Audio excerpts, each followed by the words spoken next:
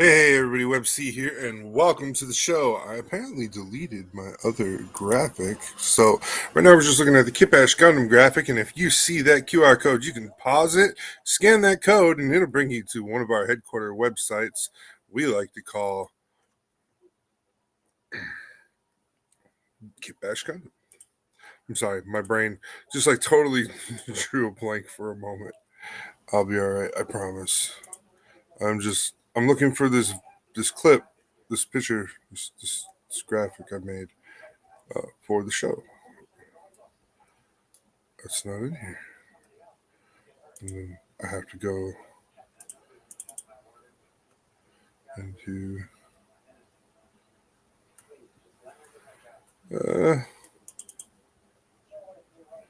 no, that's not it.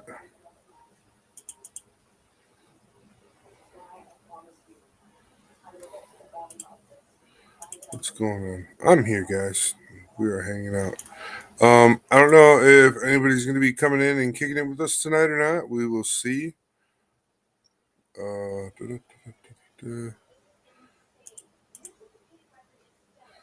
This doesn't make any sense. Documents. Podcast work. Is it in here? No. Pictures. Camera. Oh, snap.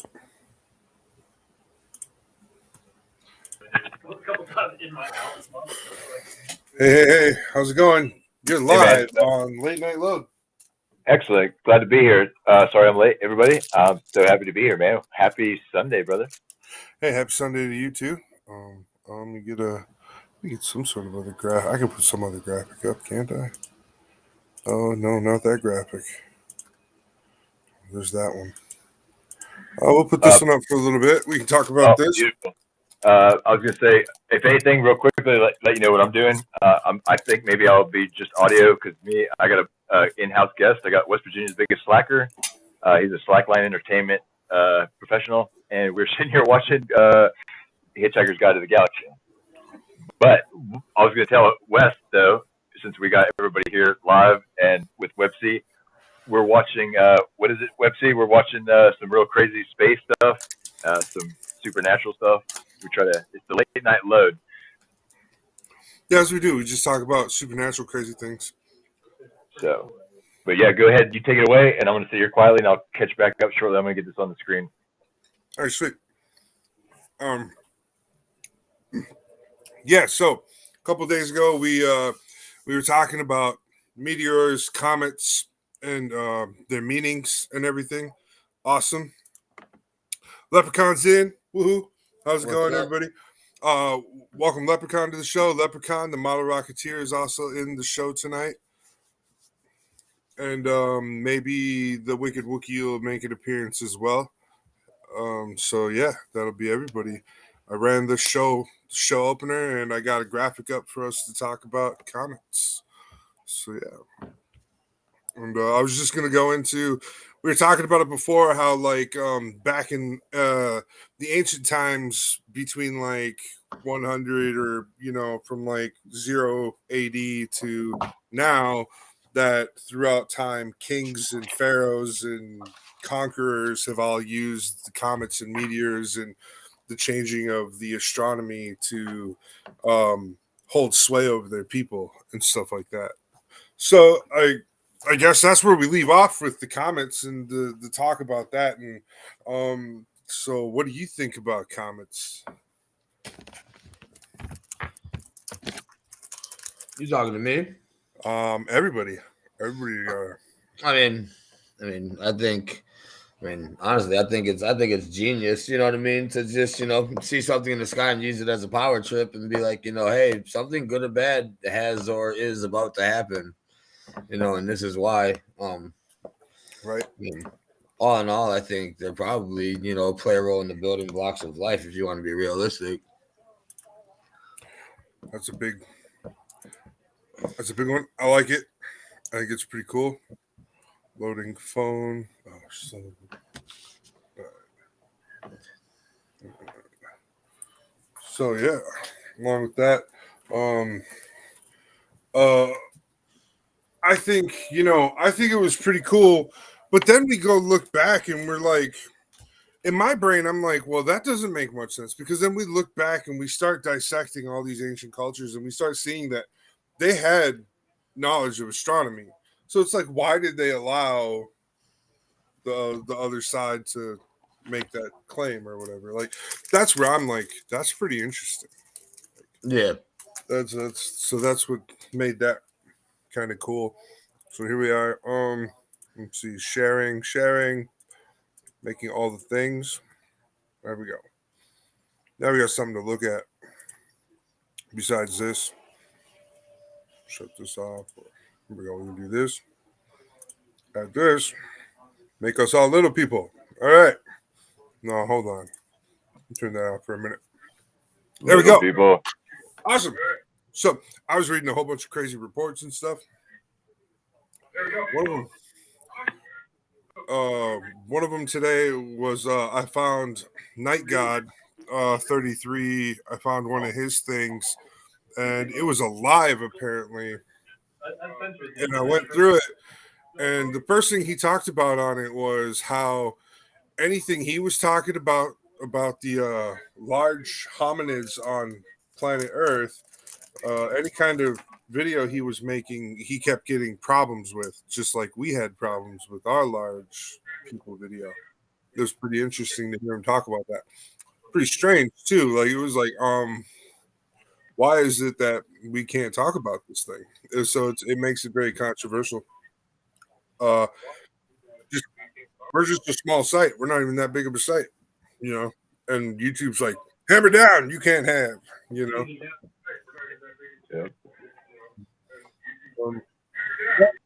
In that same video, I wasn't paying attention to what he was talking about. Then all of a sudden, he got to talking about this black goo creature, kind of like Venom,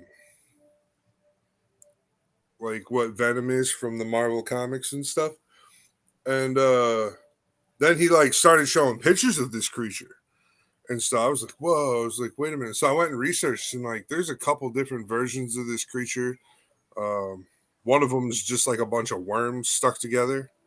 And then another one looks like, it's crazy. It looks like a shape-shifting blob that can just eat anything. I watched one where it ate a crab.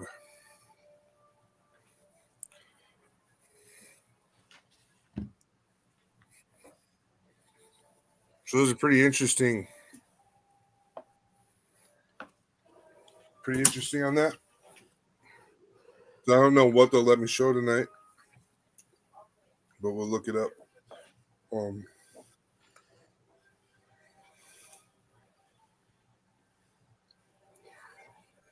I was looking up a bunch of crazy stuff today, by the way.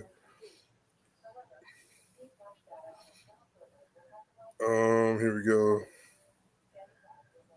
This thing right here.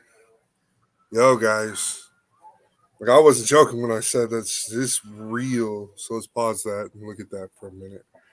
That's what it looks like, right? It looks like it could just be a jellyfish, but at the same time, I'm like, could be a sea slug. It could be, but for it to have those black, it's just all black. Is all it is. It ate that crab like nobody's business. What do you think, Leprechaun? Yeah, I mean that's crazy. That's unreal. I would love to see like some more of this. This is not something on my radar. I mean, look, they want to know. Yeah, I want to know. Like, and there it is. It's like fully consumed around the crab now. Yeah, we were just talking with my buddy real quickly. Like he said, I want to see more of this, man. This is like some venom, you know what I mean? It's like, Yeah. what is? So hold on. Yeah, I mean, I want to see. I want to know like how long did it take to really like kill and congest that crab that it like wrapped itself around? Like that looked like they didn't slow it down at all. It looked like it looked real time. So I didn't. And then here's the other one. Let's hope they let us. We're gonna have to watch this little screen video, but here I'll zoom in on this one because this one's different.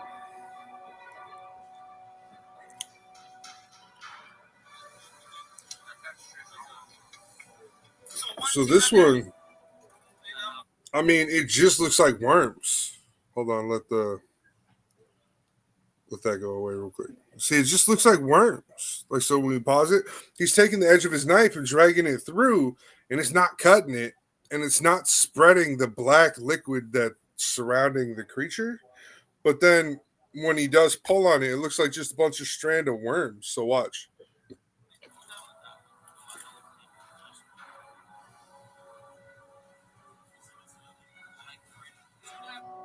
So it's like probably like this one seems more like it could possibly just be a death ball. But I was like, Right. that's an interesting. That was like an interesting one where the story starts to come from, but then our buddy Death God, he pulls up with. Research shows nostalgia can help you remember ads. I think it's this one. Or maybe not. This one might be different. Oh yeah, gotta love commercials. Hello, I'm Simon. Oh yeah, this is a different guy. So this is today I found out. I believe that's the channel we're on. So here I'll show their. Oh, it's right there. So here's their channel real quick. So you guys can see this is where we're getting our information from for this little bit of video. Thank you out there for todayifoundout.com. We really appreciate your video. First appearing in 1986 on the highway between the city of Caracas and its airport, La Mancha Negra, meaning literally a black stain, began as an approximately 50-yard, 46-meter-long smudge. It was seen by highway workers who were resurfacing the road with asphalt concrete. Ultimately, the spot grew to cover about an 8-mile, 13-kilometer stretch. In 1991, it was reported that the slippery goo had caused over 1,800 deaths and countless other injuries. So, what is it? And is it still there today? Many hypotheses have been proposed over the years as the cause of La Mancha Negra, such as that it's the result of raw sewage from slums that line the road, with the idea being that the sewage runs downhill and under the asphalt where it mixes with the components in the road, breaking it down and producing the slippery chewing gum-like substance. Okay, so there was this one. This is kind of just, yeah. It's not really about like any supernatural creature or nothing. But then go back. Let's see, where's the one? Here we go. Can be manipulated into good or evil. They're tools of light. It's manipulative. In the movie as so well, we won't right? talk about the large when he people. gets I won't to play Venom's that character, part, but that's what he I'm kind of skipping turns past. like inherently evil in a weird way. But at the same time, he's kind of good too. You know what I mean? Like the gentleman is inherently good. So when Venom takes him over, the good side influences the black goo. Okay? Well, bro, this was all fantasy, right? To me, when I saw it, all fantasy. It's not fantasy, okay? Let me tell you, it's not fantasy, okay? It's not necessarily all fantasy. A lot of things are rooted in truth. So when I found this out, I was like, you gotta be shitting me, right? So this girl sends me this video. He's a German physicist. His name is Harold Kautz-Vela. All right? He's a gear. All right, so that's the name we got to look up real quick, right? So we got to check out who that dude is. Let me open another window. We'll just type in Couch.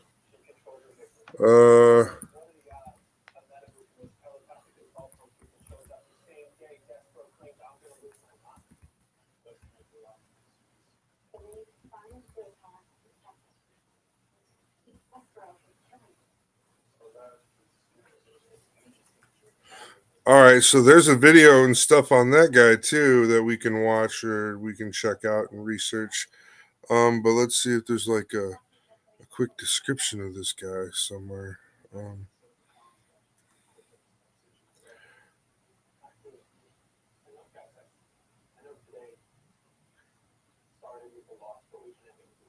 He's like in a NASA video about future strategic issues, future warfare, circa 2025, and it was released in 2001. So like we're 2 years away from whatever this dude was talking about. That's crazy. Yeah, so this dude says black goo equals blood of the earth. That's what this dude is talking about. So, all right. So when Night God's telling us, by the way, we're watching this from Night God. He's doing an explanation on what black goo, mana, and it's got a couple other names too. You could call it venom, you could call it a symbiosis or whatever. We'll keep going. Or a Gia engineer, plus a transhumanism. Transhumanism. That's what he studies. Transhumanism. Sorry. That was a weird word for me. Transhumanism is basically the idea of super soldiers are robots mixed with human, right? Okay, strategic war strategies and organic, stuff. That's what it's. Subjects are mixed together. Basically, that's transhumanism. iRobot. Transhumanism. Okay. So he studied this stuff in Germany, right? Now, it wasn't for a military entity. It wasn't for a government entity. It was for a privatized entity. So basically somebody with just a buku loads of bucks that is interested in such studies that he started working for. Okay? It was actually truly for the betterment of mankind. It really was. I believe that in my after watching the video and the way he explained it, this man was inherently good. This guy was. He was inherently good. All right? But he started explaining it. They asked him about the black goo. And he started explaining it as such. It's derived from seawater. Okay? So how he explained it, and he said they completely replicated this process within the lab that he was working in. Okay? So basically it's this dense, salt-rich seawater. Okay? It sinks down, it's on the bottom of the ocean, and somehow it's drawn into the fissures and the rock of Earth that it basically, it is less dense than the rock, so it travels up through said fissures.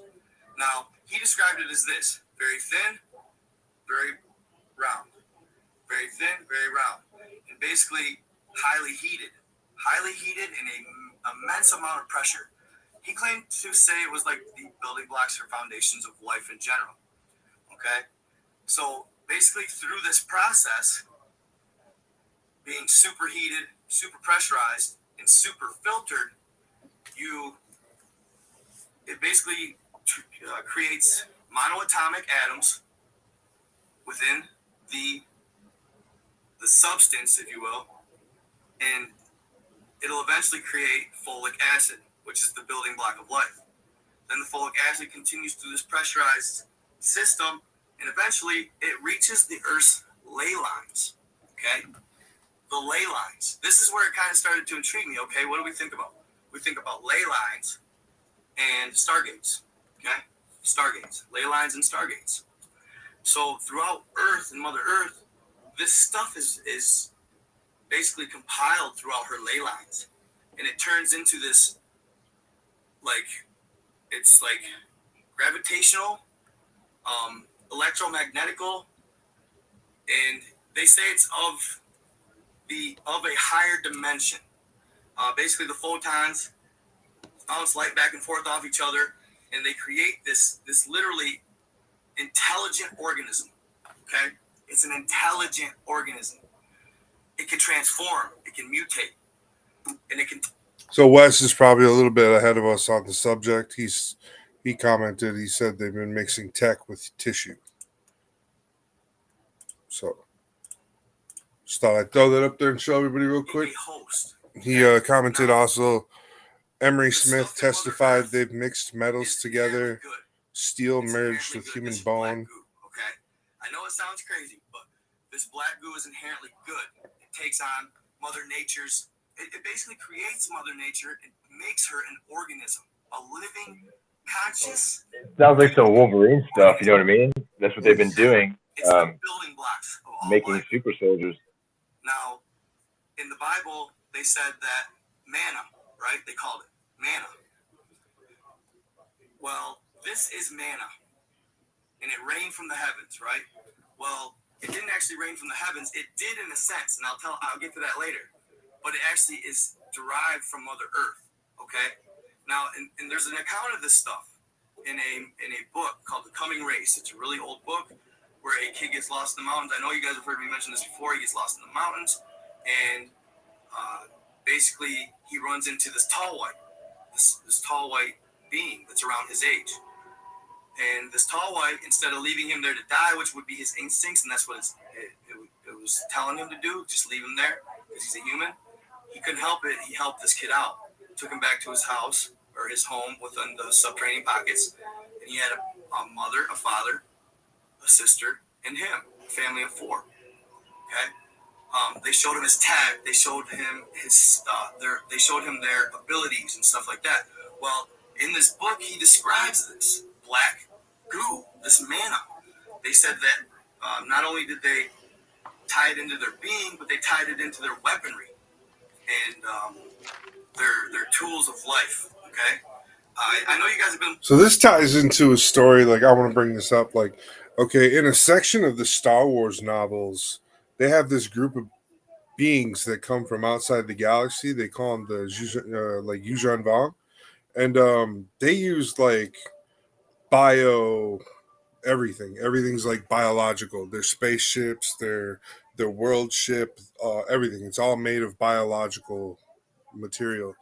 And when they get to a planet in the galaxy of the Star Wars era and everything, they like use their symbiosis abilities to terraform a whole planet into a new planet and stuff. So like, I don't know, could that story, that theory of story, tie into the rest of that? Like with what he's got going on? Like, could that be like, one of those, them just putting truth out there for people to come across and type of thing? Because that's like something I've been looking at too, is like watching like them putting the truth out there and just saying it and just nobody reacting to it. Like, did they really just say that? Like, I have one of those moments sometimes where I'll be watching a scientific show and they'll just say something that's just completely odd and be like, why did they say that? And I'll have to go look it up. Anyways, Watching back to the Aztec stories, right? All these crazy stories are coming out of Mexico. I'm so glad that I got the chance to learn these stories because it's a storyline that's been lost in time. Really, it's been lost in time. It's been discredited. It's been just basically told as a fairy tale fantasy, right? But you got this group of people that has always thought that their people were inherently bad, that they were doing dirty things like sacrificing and kids and all this. But when in fact that might not be the case. Like, I'm not saying our history is wrong. I don't know for sure because I wasn't there, right? But at the end of the day, it might not necessarily be the case. Okay, everybody has agendas, and I'm not saying it was like that. I don't know if it was like that. I wasn't there. I said, but these people have always thought that their ancestors were these evil people, and like, could you imagine going through life like that? You know what I mean? Thinking, wow, I come from a just terrible group of people. You know what I'm saying? It gives you just this self-esteem, decrease. You know what I'm saying? Like, at the end of the day, you ain't gonna be confident in who you are. So it's kind of cool. I was able to share all this stuff and these stories of lore, of love and light. And I hate to say, y'all, I believe every bit of it with the Aztecs. And so where I'm getting at, what I'm getting at is this manna, this black goo. This is, I believe, what could have gave them the powers that they had back then. Okay, it's hyperdimensional. It's in the 4th dimension, the layers of space-time. It can travel. Okay, now it's what we describe almost as instinct. It's instinct, okay? This stuff creates instincts within the human body, within Earth, within animal, okay? Now, where it changed, there's not just good or white that create white light black goo. There's black goo that creates dark and black entities, okay? So we all talk about demons. What color are demons? They're black. They're black, okay? They're manifested, and they seem like what? You know, when people actually claim to see demons, right? They seem like almost like a smoke, right? This is that black goo. It's not smoke. They can manifest it. It can transform. I have a better picture of it. This is a picture of it. Okay, after we get done with this, something that ties into what he just said, there's been people recording at concerts and stuff, black spirits flying around and like latching onto people, and then like when they realize they're being filmed, the spirit like rushes off or whatever. But it's really crazy. I was just like, in the lab behind me. I'm not sure if this is even from, it might have been from the Venom, but it's the same concept. This guy told me it looks identical to what Venom's stuff is. And so, like, here's a picture of what it looks like. And it literally is always looking for a host. It's always looking for a host. Oh, we got a commercial. I love those commercials, guys. But it's this black goo, basically. All right? It moves. It's like magnetic, like I said, and it wants to take on a host. So, what happened? Earth has naturally produced this black goo for eternity, for as long as it's been alive in a living organism. What happened? Why all of a sudden? So this black goo on Earth, before it was influenced by any other stuff, was inherently good. It tapped into all 7 chakras. Okay? This black goo did. The Earth's black goo taps into all 7 chakras: love, light, empathy, caring about one another, creating harmony, peace. Okay, peace. So everything was good on Earth until an ancient alien faction that was inherently evil began infiltrating through the mind. They would infiltrate as well through tech. They would coax with tech. You know what I'm saying? We'll give you this, we'll give you this. So what they did was they used worker ETs that weren't the main head, and they sent them down here to talk to the Atlanteans. Okay, the Atlanteans. And what they did was they convinced the Atlanteans to open a Stargate. All right, and a Stargate they were not supposed to open. They convinced them to open this said Stargate. This is the storyline. Okay, I know it's wily shit, but it's just wait. Just be patient. So they created and they opened this Stargate. And once they did this, meteors came through the Stargate. Okay? They were loaded with an evil black goo that was made by this evil entity or evil alien faction. They would send it in meteors. They put it in the middle. They send it in meteors down to Earth, and the meteors would poof, blow up as they made impact. And you can see the meteor impacts all over this planet. Just go look at Google Earth. Meteor impacts everywhere. And that's not saying it's all from this, but I'm just saying, so they break open in this evil black goo, right? Not only that, it would stay in stone as well. Thank you, Mermaid. I appreciate you. It would stay in stone as well, okay? It would stay in the meteorite form. Now, this is fucking nuts. So this black goo would limit your chakras. It would limit you to head, cancel out heart, stimulate the sexual chakra, and then the life chakra. Okay? So it's only activated 3 of 7. Okay? All the other chakras are shut off when this black goo is present. So this physicist was telling me all this stuff, and this guy is a smart man. He's worked with some of the best of the best. Okay? One thing that is throughout this black goo is a form in a small portion of monoatomic gold. Okay? I know I've talked about that before. Monoatomic gold. So this black goo that he had worked with, right? It could regenerate limbs. Okay? He saw it firsthand. They did an experiment. One gentleman was 56 years old. Okay? They started So using hold this on real black quick. goo Let's pause it monatomic real gold quick. on him. Yeah, I was gonna say. He just covered a lot of different things that, you know, deserve a lot more depth. Yeah, so we'll back So- up to So like, you know, like when going into talking about the alien faction that came and was corrupt or evil or whatever, right away in my mind, you know, that makes me think of the reptilians, which, you know, are constantly spoken upon about being evil or bad. And I mean, some of it digs into saying that it comes that fraction possibly comes from the Orion's belt, I think, or I don't know.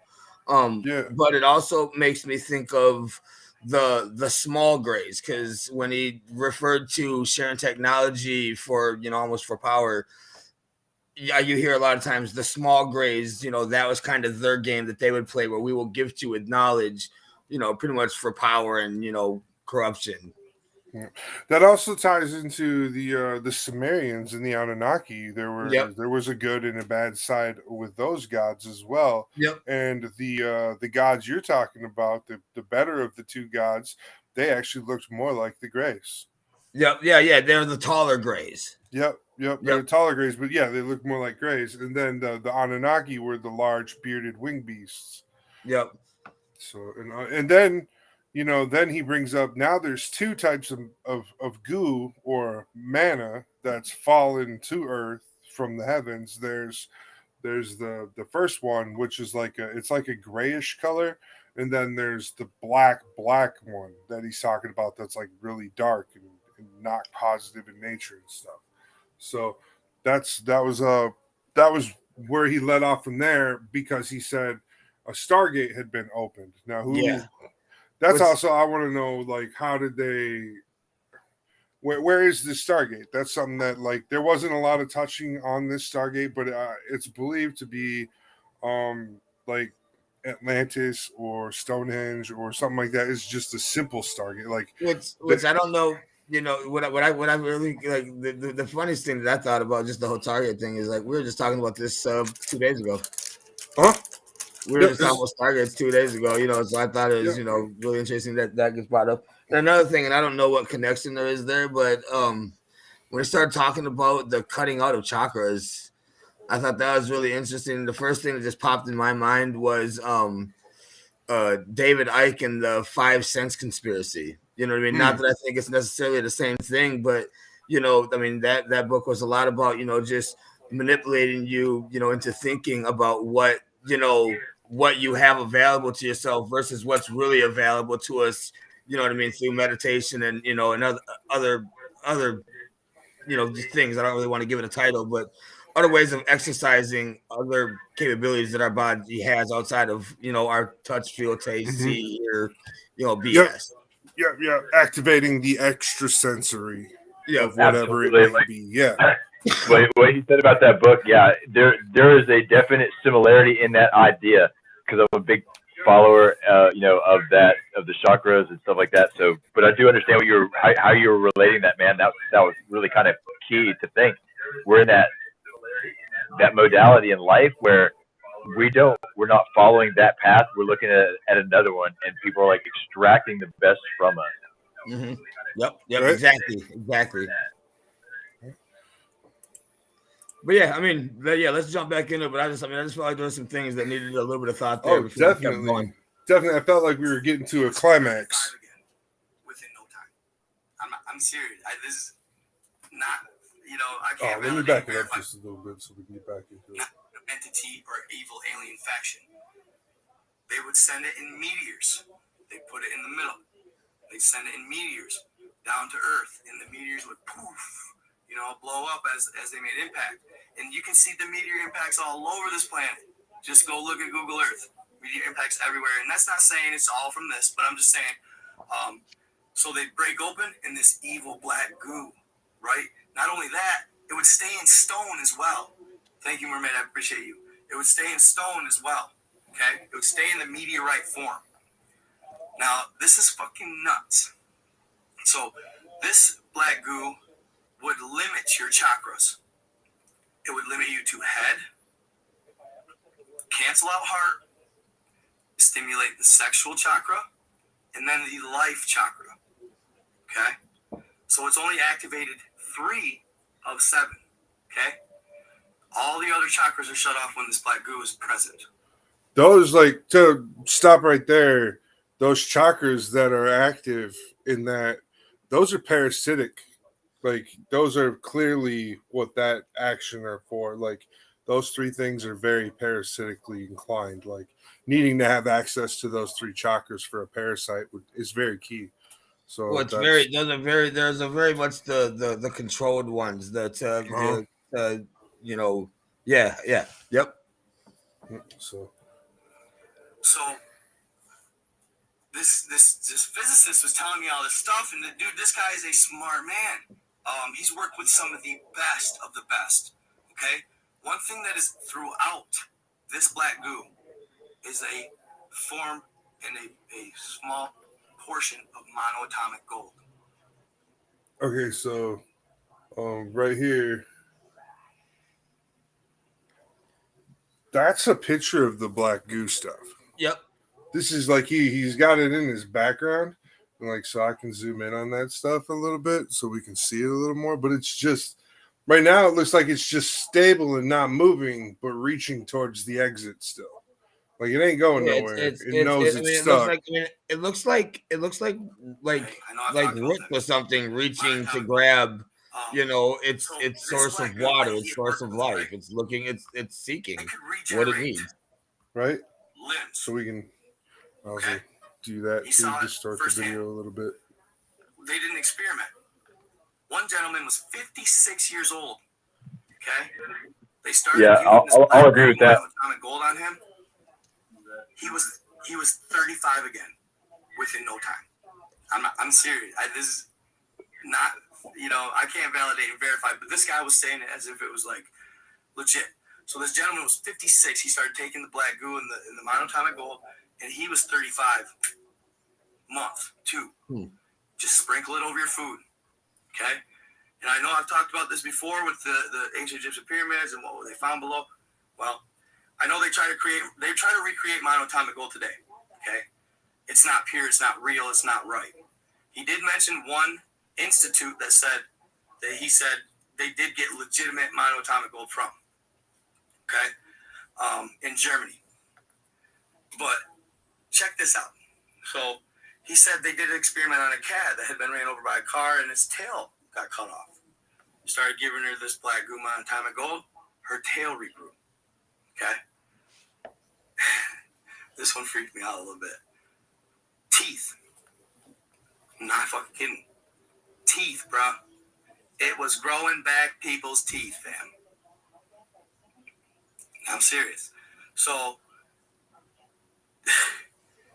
basically, it's used in some medicines today. Not a lot of people know about this stuff. You can go look it up online. Monatomic gold is easy to find.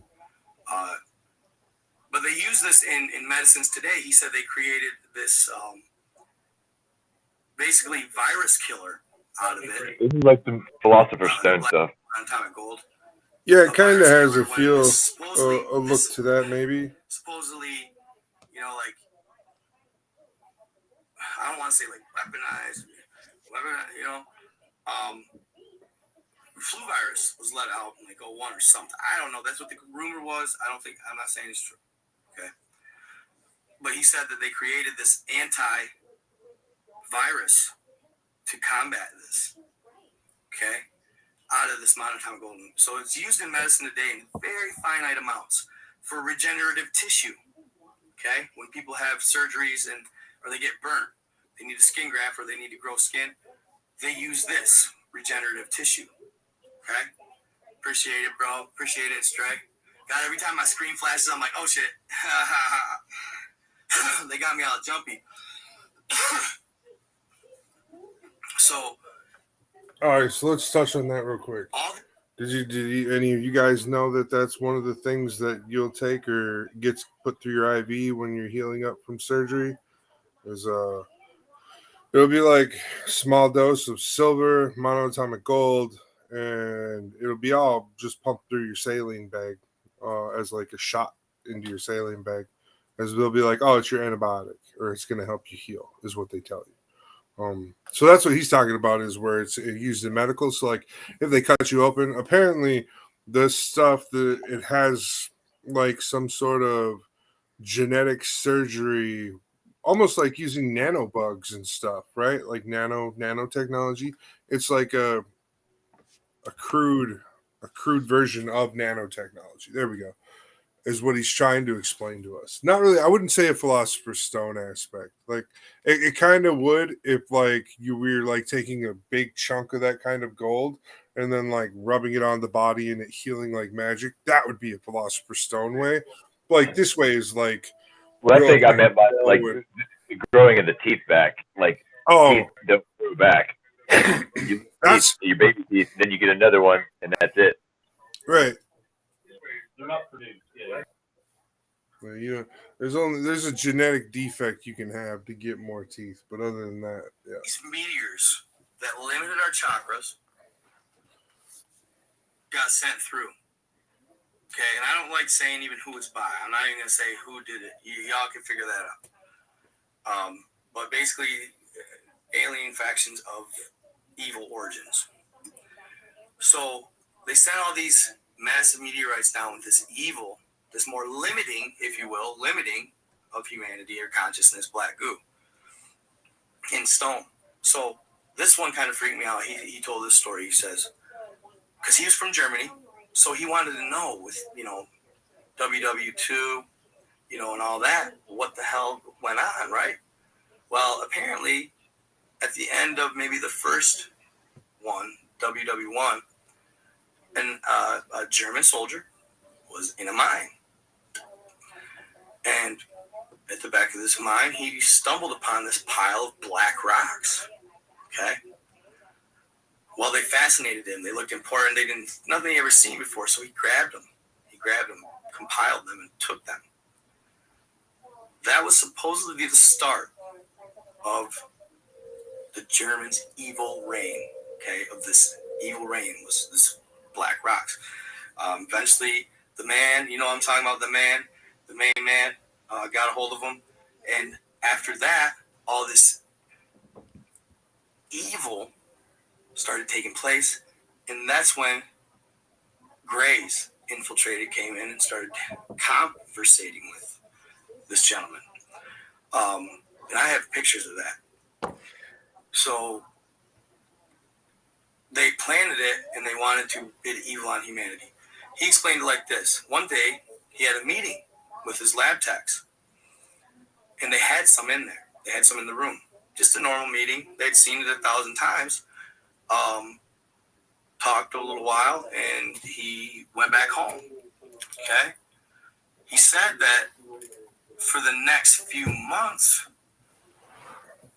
he had this inherently evil thought process and evil instincts. So much so that he was thinking about like somebody, you know what I'm saying? Like hurting somebody, right? His hotel manager, really, you know what I'm saying? Like he said he couldn't understand these thoughts that he was having, he couldn't understand that the evil going through his head, because he's dude, this guy's inherently good. Like he got offered to take this monoatomic gold in his lab. They said, do you want to take it? Do you want to be young forever, basically? Do you want to be 30 forever? And he said no, because life is too beautiful and the process of aging is too much a part of the experience that we have set up here on Earth. He said no, bro. Now how many people are going to say no to that? So he's inherently good dude, okay? But he had these evil thoughts running through his mind about just doing these just terrible things to this gentleman. And finally he realized that this set of black goo was actually inherently evil. It came from the meteorites. The stuff that's not inherently evil is from Mother Earth, and it doesn't stem from the meteorites. Okay? It doesn't stem from them. The evil factions, it all stems from meteorites. Okay? So in that case, you know what I'm saying? So, okay. What he just said there. Okay, so the stuff in the meteorites, would that be considered mother's blood from another planet then? Because if that's how it's formed here on our planet and it's considered Mother Earth's blood or Mother Earth's life force here, then wouldn't the from the other planet wouldn't it be the same stuff? And wouldn't That's kind of exactly how I take that. Where it's okay is where we looking at it that way? Yeah.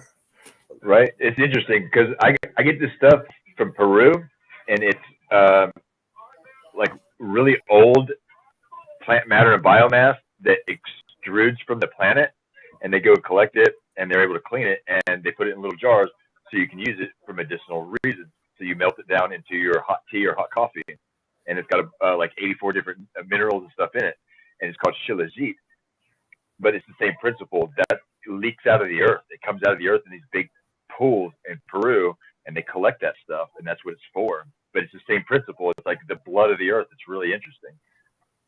Okay. I was also while we were listening, I was just kind of looking up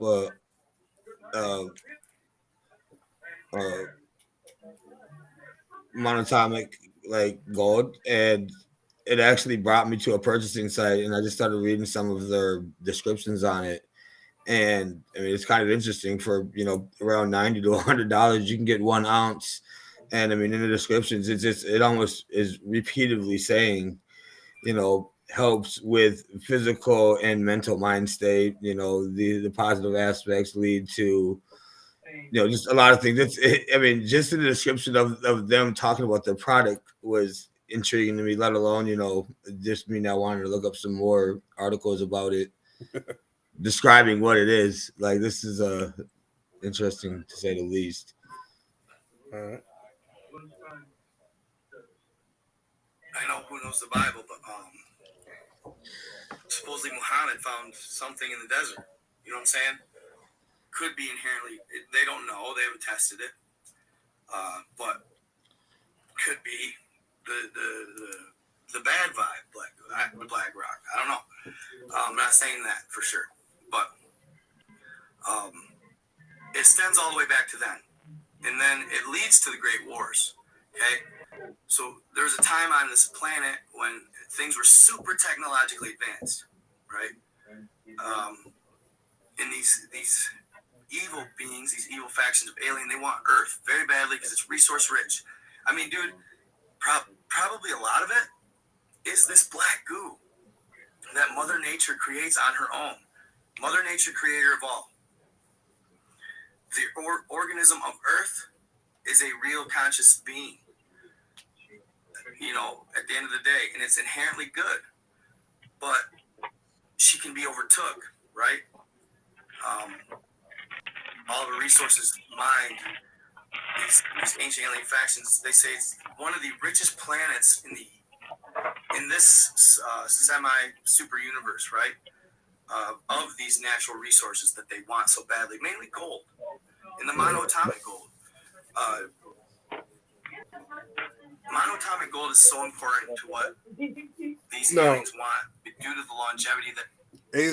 We've heard many stories. We were talking about that too. Yep. Of why are they piling up gold and it's not using it? We know it can be used for things like electronics and stuff. Why are they just piling it up for it to just sit there?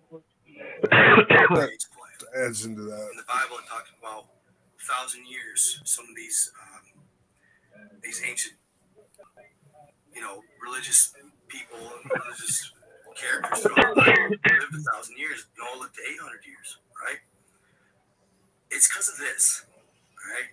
Now, our body naturally produces monoatomic gold out of the mitochondria. Basically, mitochondria are little machines that harness the nutrients and the life form needs that our body has to have to exist and grow and age. So what happens is at the age of 18, the mitochondria stops producing small amounts of monoatomic gold, right? And that's when aging starts, like clockwork. Now, I've actually read and heard through ancient texts that God is the one, our ultimate creator is the one who instilled this. Because we used to live much longer, but it seemed that the longer we lived, the more power we gained. That necessarily it wasn't a lean of good power, like this good side of things. Sometimes it would lead to the evil side of things, right? So God said, all right, I'm going to limit their lifespans. Not only that is, it seemed that at times throughout history, based on the monuments and stuff I see, that there was a time that we were so easily influenced by these evil beings that we actually did challenge God on this planet at one time. Not even lying. We challenged the ultimate. They convinced us that we could beat him, right? On this planet at one time, I believe. Okay, and it led to a great war, at least a large group of people. So it ticked him off ultimately, and he said, all right, I can't let these beings live as long as I do, 1,000 years, right? Limit it, 100. Wow, you know what I mean? So he altered our DNA, and he got rid of these things called like molecule mirrors.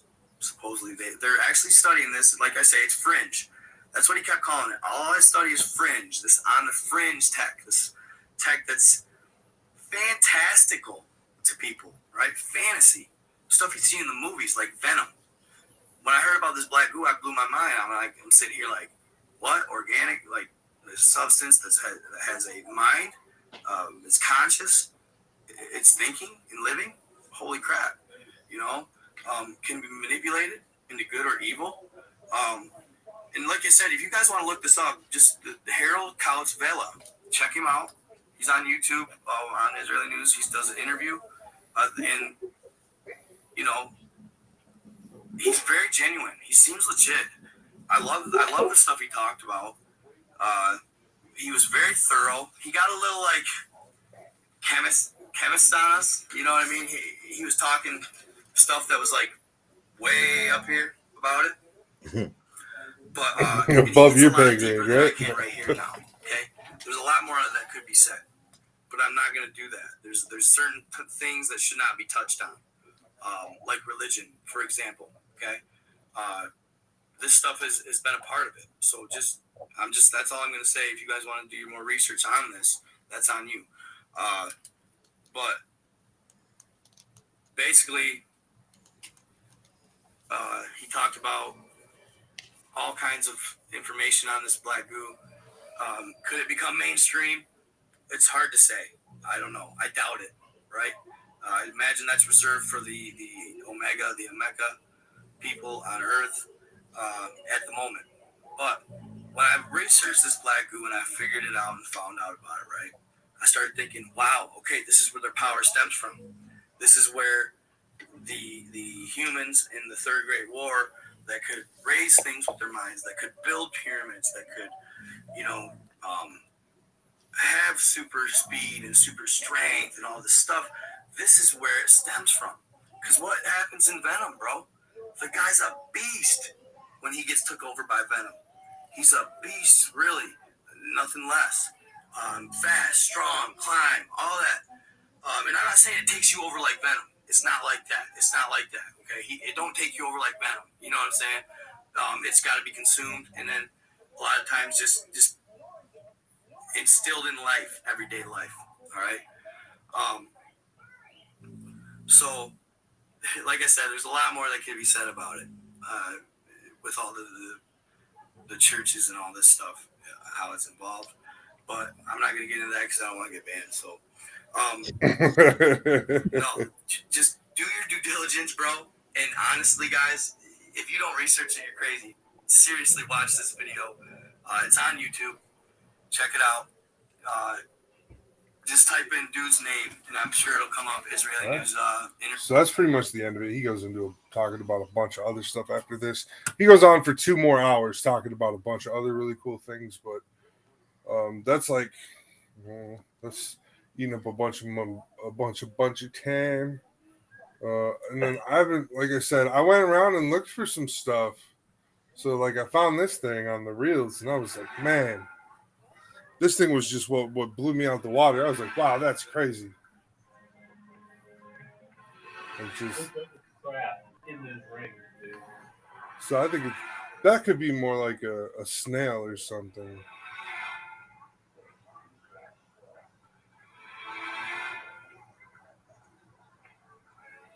Yeah. This is We gotta do some stuff on Planet X. Planet X.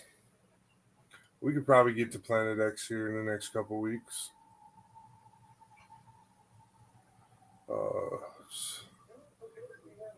Let's see. I watched a lot of Joe Rogan clips, apparently. I like a lot of his stuff. I mean, Yeah. Him and Night God are probably some of my most, watched and hold my. I really love it when these hold two my guys. I can people get stuck on them for a while. I really love it when these two guys get into the Joe Rogan show and start talking. These two guys are pretty awesome. So this is just a clip from Joe Rogan. Ancient structures, and the stones are immense, and some of them were cut from a quarry that's hundreds of miles away. How do you think they did that? Well, some of them, the granite. We were just talking about this, weren't we? From more than 500 miles to the south. If you look at the famous King's Chamber, its walls and its roof are the ceiling of the King's Chamber are all made with gigantic granite blocks. Stunning detail. Those blocks on the the roof of the King's Chamber weigh 70 tons each. Egyptologists will tell you that they could move heavy blocks because they put them on. So glad this totally refreshed my memory. I just watched this video the other day where somebody took and built this little fake river, right? Little fake river, so deep and everything. And then they set it up so that you could empty it and drop things down and lift things up like a lock and dam system. Then they took some ropes and a big ass rock and took a bunch of bottles and made this tarp to put all these bottles under, and then tied it to this rock and floated this fucking rock through this fucking river. And they were like, you could have easily done this with clay pots and hemp woven tarps back, way back then. They had those two things, clay pots and hemp woven tarps, and they had tar to seal it off and everything. So that's one thing I was saying is somebody was like, this looks like it could have been legit, one of the options to do it. I'm not saying it was. I'm just saying that's one of those ones where I would argue that it sounds feasible to float it in water. And then you could build the water system to where you could float it uphill too, create a certain amount of slope and float it. And then we found aquifers and stuff leading up and shit in the pyramids. So that could, I don't know. Wet sand, and they push them along on wet sand. Well, maybe if you're just at ground level, that will do. But when you're 350 feet above the ground, as you are in the King's Chamber, that won't do at all. I don't know how they did it. All I know is they did it. I don't think anybody knows how they did it, how they lifted those stones, how they brought them up to that level. I think we're looking, again, at a lost technology. And it was this ancient apocalypse 12,800 years ago that wiped that from the human memory banks almost completely, not entirely completely because there were survivors. Yeah, we're here. Randall will tell you, sea level rise, it creates a powerful high energy zone. Anything that was existing on those flooded coastlines has just been pounded to hell. I mean, talk about it, Randall. Well, yeah, I mean, it's going to be a lot more energetic than now. I mean, imagine your sea level rising at 3 or 4 times at least faster than we've seen rise in the last century. And within there, juxtaposed are these episodes of very rapid sea level rise. So you're talking about a very energetic intertidal zone. And anything that's there, short of large megalithic blocks, is going to be utterly obliterated by the time the process is through. And I think that this is one of the things that, the archaeologists and the prehistorians, people are looking at that, have failed to take into account the severity of these events we're talking about. Because the question always is, where are the artifacts? Where's the pottery? Where is the evidence that this civilization existed? And I have 2 responses to that. One, you don't realize the extent of the total remodeling of this planetary surface that took place. Because, I mean, we could get into some of the stuff here. I have tons of images where I think maybe we'll get a chance to pull up a couple of really awesome drone footage here before we're done. But once you begin to wrap your head around it, you go, really? You know, it's like, imagine that you drop an atomic bomb on a city and it completely obliterates it. And then a short while later, you drop another one on the same place. What's going to be left? And then 10,000 years, 20,000 years goes by. What are you going to be? What are you going to find? What are you I'll tell you what you're going to find. It's going to be just you're going to find that gets dust reincorporated just into the geological stratum, and this is going to be very difficult to differentiate. For example, from what's called the conglomerated rock, which is basically. I mean, when you think about, when they're talking about, where's the evidence? You think about what we build with and what we use now. This stuff's not going to be around, 5,000 years from now, 8,000 years. There's not a chance. It won't be around 50 years from now. Exactly. I mean, my house won't stand unless I replace the drywall and the shingles and the stuff every 10, 15 years. Or you maintain a sacred structure, right? Once those people, that civilization goes away, no more maintenance. And that kind of brings me back, all these civilizations that slowly popped up.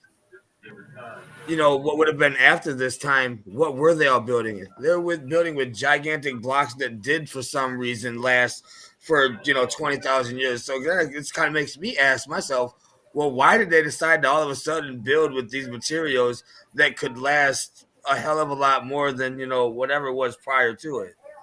So it just kind of connects a couple of dots in that aspect of okay, if something that drastic did just kind of completely get wiped and there's minimal to however many handfuls of people left afterwards, I would want to build this something that could take on a whole hell of a lot of punches after that too. So it just kind of brings me there with what he just said. Yeah, and he said, like you said, it was multiple events. So if one event already happened, you witnessed your shit was fucked. The next time you do it, you're definitely going to make it a little bit more durable, or at least made out of the same stuff that's getting, raining down on you for a little bit more protection. So I totally can see that. And yeah, no, our buildings, our glass buildings and all of our downtowns are all the first to go, like that's a given. So yeah, he's just talking about stuff just ain't going to be there. Like you're not going to find a civilization under that. All kinds of stuff that's not even recognized as being artificial in the sense that humans had anything to do with it. The other thing is when we talk about these ancient technologies, if we're only looking for a mere reflection of ourselves, we could overlook it completely because I think there's evidence that exists now. Some modern researchers whose work has been buried or suppressed, I think we're getting very close to rediscovering some of the things that our ancient ancestors were up to. And maybe absolutely this is worth a whole show in itself. We could dive into this, and I don't want to get into that today. But what kind of technology? I love this guy.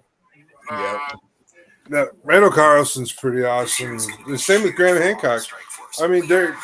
And what's crazy is they're in two totally different fields. One's like a journalist who studies the past, and then the other guy, he's like a geologist that studies, meteor formations and what they did to, or how fast and how strong and how dense and all that stuff. He's that guy. He's really good at that. What kind of technologies are you talking about? Well, I should really. All right. What else? Lost technology. Okay, so they are going to talk a little bit more about technology.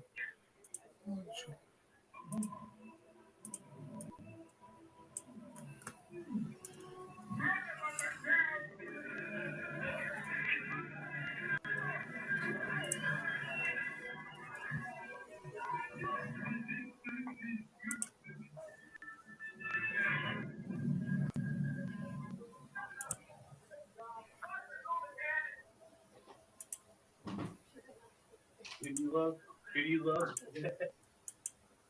Uh-oh. Get into it. Get into it, Rattle. We got to get into it. Okay, well, we've opened the door, sir. Okay. Well, Okay. This is important. HDMI cable. So I was pausing The it. passing. So I was pausing. I was like, this is important. Leprechaun got up to do something real quick. So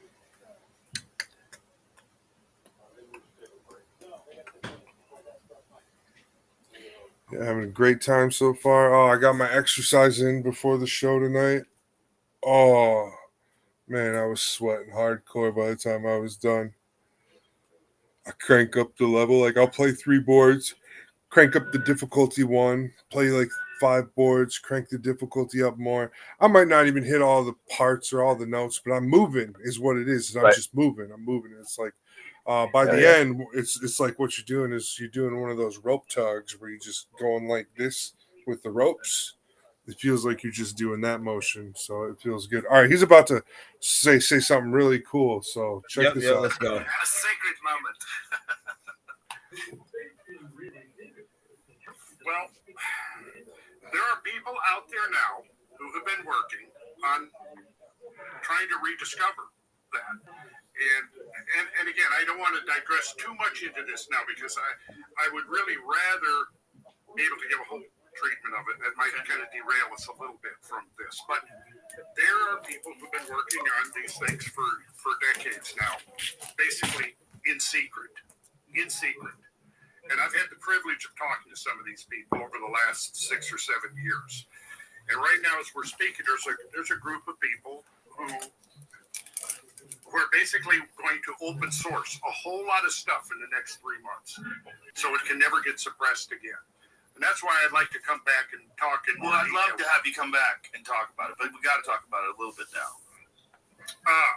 Okay. Well, there's a laboratory right now in the Maldives that's been building prototypes using these technological principles, which are based on implosion rather than explosion. And the inspiration for this... Tesla's ideas are part of it. I think you mentioned. Tesla's ideas are very much a part of it. Yes, Tesla's ideas are very much a part of it. So is, I don't know if you ever, Victor Schauberger, who did the work with water and discovered, look at, Jamie, could you look up Victor? Oh, I have the cable now, don't I? I can take it back till I find it. Well, no. Let me pull something up here, and I think the key thing is we're looking at technologies that are not the same as ours. Yes, and that's partly why archaeology. So they're talking about causing gravity, air, everything to be pulled in from all directions instead of an explosion that blows it away. So I'm just curious as to what are they going to build for a structure to wrap around a movement like that, like to where it won't like get pulled in, but can still benefit from that type of powerful reaction. That's what I'm just curious about. Here is what I'm curious about now. Think about this. So what's with all these beach whale beaching? Does this have anything to do with the sound waves that go out and are reverberating water? Okay, so I actually know what's going on with that. I've done the research and the footwork on that. The NOAA, they are completely involved with that. I wouldn't be surprised. So back in 2006 was when the first like big set of whale beaching started happening.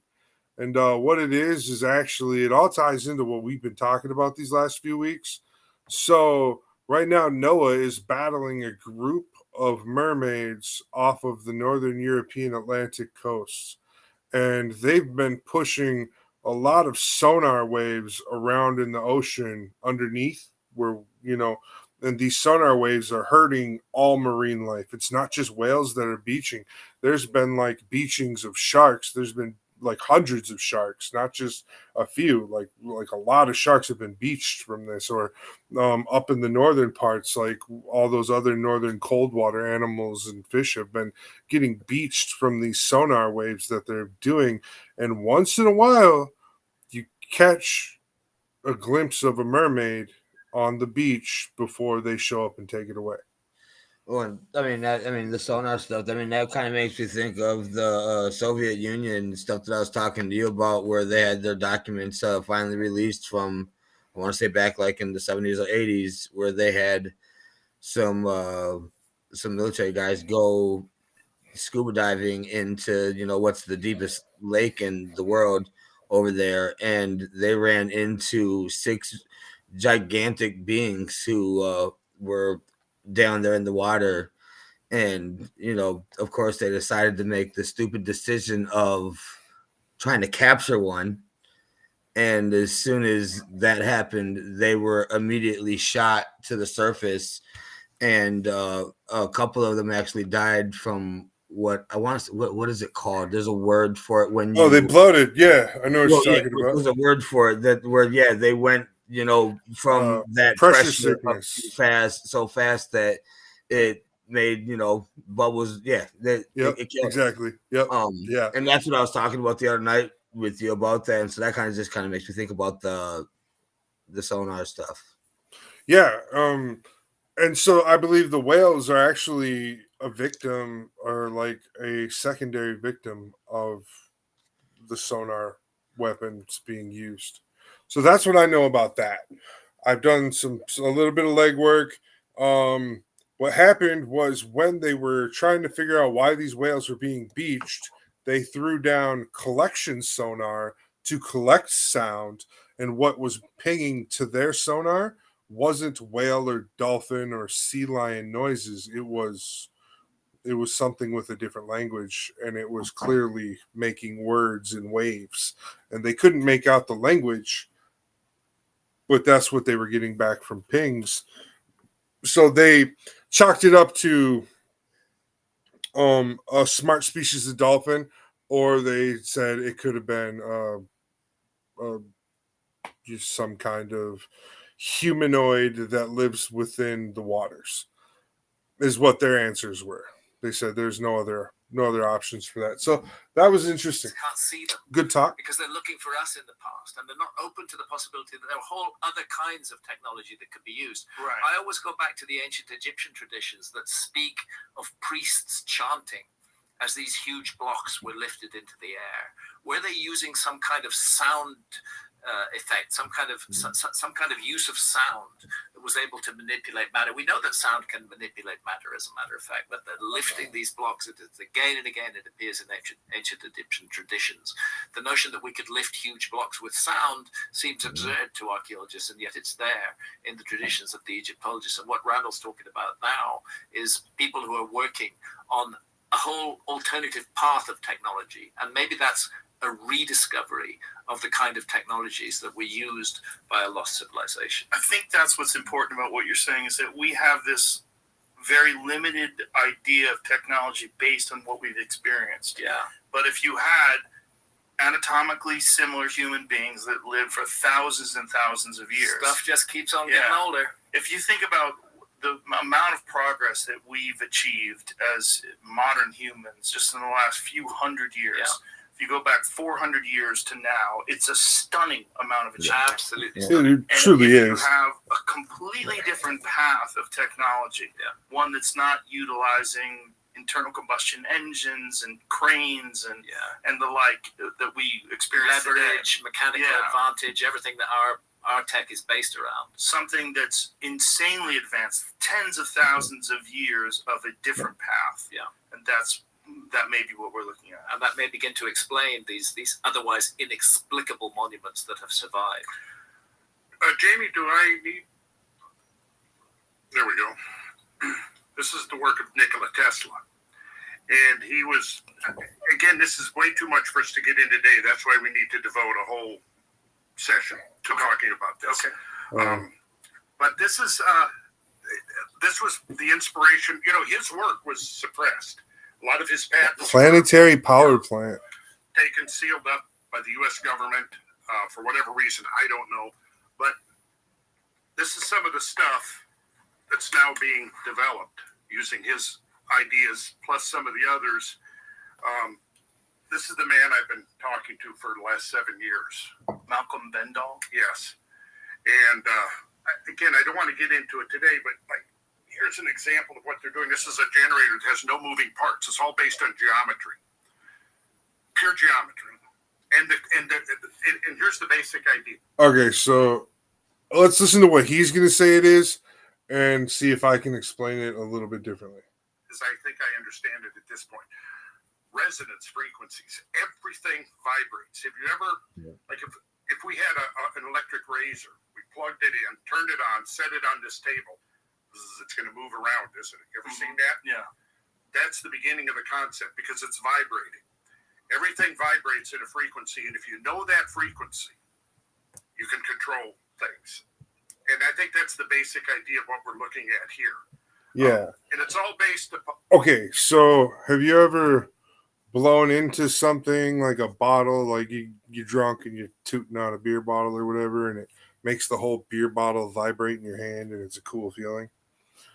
That's what this is designed off of. Somebody sat there and said, what happens if I design something where we can magnetically force the wind through instead of creating friction of any kind? Just have the wind forced magnetically through. So they're using magnets to pull ionized air through a thrust component chamber that doesn't move at all. So it's a super crazy concept. I'm totally into it. Super crazy concept. Right now, and they have been. I was recently contacted and given the go-ahead that I could talk. I've been sitting on this for 7 years without talking about it because they asked me not to talk about it until they had their patents in place and their licensing. That's all happened since last summer. So we're now free to talk about it. So that's what I'm saying. I think it would be a good idea to get me back on here. We can look at it. I'm going to lay this on Graham so he can look at it too, because I really want to get Graham's feedback on this. I mean, would it be fair to say that there's an element of a rediscovery of the lost technology from the past? I think it would be fair to say. I'm thinking we could possibly So use it for through like flying somehow, cars. Through this technology, I think they're it's probably able to similar to move what, stones or cut stones or all the above. advanced all the above. civilizations use as, and even transport them. transportation. Mm-hmm. You're controlling that. And even transport. Yeah, so Well, yeah, I mean, it'll be like a smart taxi first, or like, what the trolley cars are in San Francisco and stuff, like what we had here in Minnesota. We had the a light trolley rail. system. Or now we got the light rail, but back when me and you were kids, there was a trolley that went through part of our town. So like, yeah, those things just automated, but they fly. I think that'll probably be more so the first options we'll get, and then we'll start seeing better options like personal owned vehicles and stuff. They're supposed to be selling one this spring, and then Japan just got another clearance for another quadcopter type vehicle. So there's 2 vehicles now that have clearance. The one in Japan has like a 400-mile radius, and then the one that's got cleared here has a 300-mile radius for use. So we are going to be seeing flying cars within the next 5 years. It'll be pretty cool too. Yeah, I mean, a couple of places have already passed it, through a lot of the legal processes to where it's very close behind. I think, it'll probably be, 20, 30 years more before we see it, as being even close to being a norm. But I think it's definitely something that's coming. Mm-hmm. What is all this? Well, this is the model, and this is diagramming all the frequencies of the elements and what their vibrational frequencies are, and the numbers that measure those frequencies. And they're all the numbers we get from looking at these ancient traditions that recur over and over and over again, that I've been talking about in my sacred geometry classes for decades without knowing what the final result was going to be. So this inventor who's working with this small group contacted me, and this is what he told me. He said, laid the foundation with your work on ancient geometry, and I built a house on top of it. He said. So for 7 years, he's been supplying me with all the information. I have copies of all the patents. I have videos of the testing of the prototypes. And Mazda, the car manufacturer in Japan, is getting ready to do a $25 million testing of some of these prototypes that they believe they can retrofit internal combustion engines with. And there's over 100, they've developed over 100 patents on some of this stuff. It's amazing. And what would be the fuel? Oh, plasmoids. Plasmoids, as it says here, are donut or toroidal-shaped clusters of net protons or net electrons that once captured and placed into a toroidal orbit are capable of absorbing, storing, and releasing enormous amounts of energy within their self-generated and structured electromagnetic containment field. Plasmoids, in effect, function as an atomic battery that can be self-charging due to its ability to convert matter to available clean energy. So it's a lot to get into, and I think it would take us kind of off what we're here to talk about. But today, at least what's promising is that there is some, at least, research or understanding. and it's actually quite mature at this point. And in order to avoid the kinds of fate. So this was really interesting when I first heard about it. I didn't know if they were going to highlight this section or not when they first talked about it. But working in these fields, all kind of converging on the same insight. It's been conducted in secret. The laboratory has been that they've been developing this is in the Maldives, so that it's been immune from government interference. And now, I think it's about ready to go to the next. What is the motivation of the suppressing of this information? I think in case of Tesla, wasn't it military, the fear of military applications? I also think that, there are huge corporations that have very large investments in a particular path of technology, which is ours. Right. And for somebody to come up with a whole new path of technology, it's very threatening to them. And much better from their point of view to suppress it, or if they can't suppress it, to kind of buy it and hide it, and keep things on the track that they're on now. I would say that's the motive. And maybe for people that are curious about this and maybe even skeptical, consider the massive change that nuclear power provided us. Mm-hmm. Whereas before the 1940s, this was unheard of. Yeah. This even the concept of it. And all of a sudden now we have nuclear power, nuclear weapons, the most profound power known to man currently. God help us, it's a power for use by adults, but unfortunately it's delinquent children who are leading our world right now. The leaders of our planet, the politicians out there, they're just complete assholes. I can't think of any of them who I feel any respect for whatsoever. And it's they who are in charge of this frightening, terrifying technology.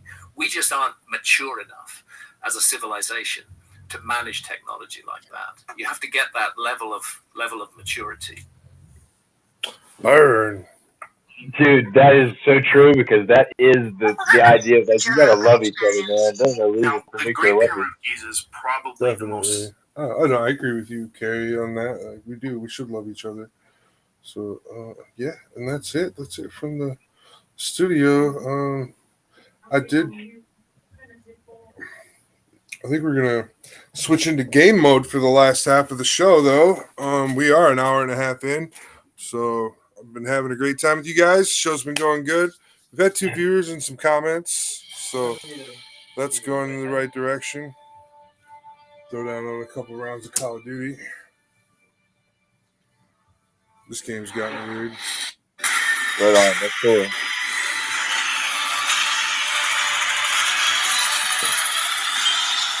Don't need to sound that loud.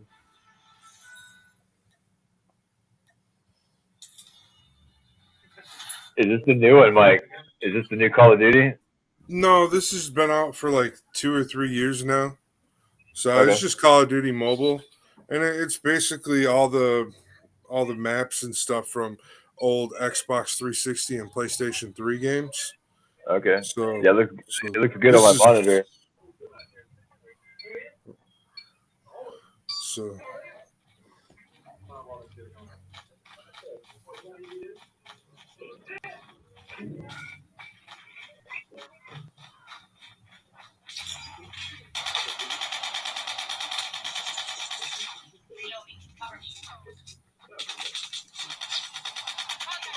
Dude, my heart starts pounding when I start seeing games like this. I'm like, oh yeah. It's a Call of Duty mobile. Enemy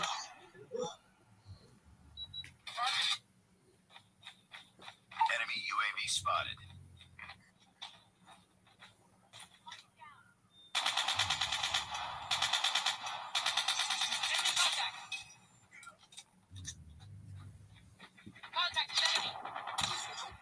Yeah, I'm just gonna stop going that way for a minute.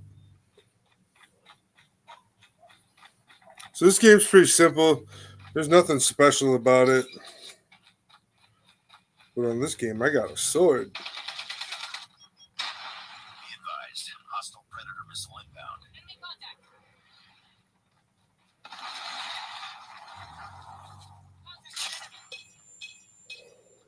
That's cheating. Hostile hunter killer drone. That guy didn't even move. Oh, he moved. He tried to shoot me. But the game Well, he was- switches. Like, if he you're wasn't over fast in their spawn, the game switches them faster now.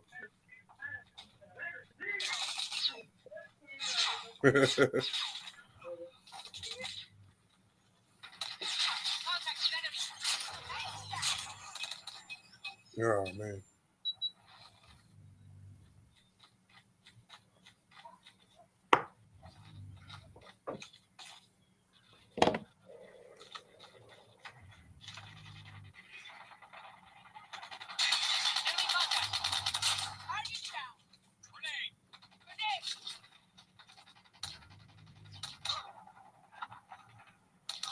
Oh, he got me. Behind.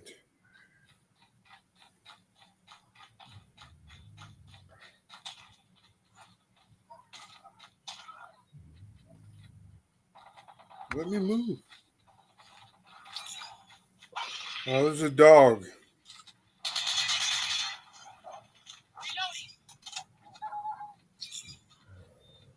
advised, hostile hunter killer drone inbound.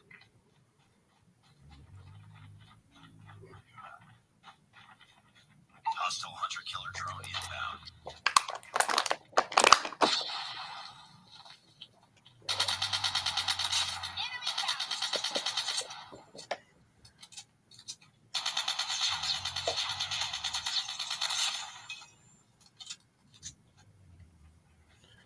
Heads up, team. Enemy UAV spotted.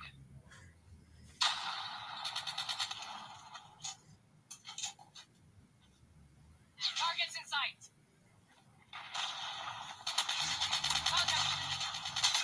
Headshot.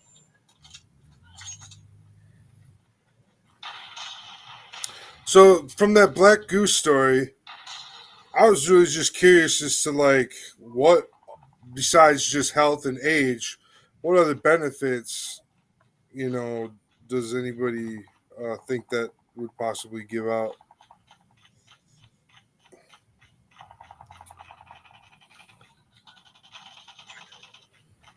I mean, I don't know. I think that's really hard to kind of even bounce around with. I mean, so Head up, team.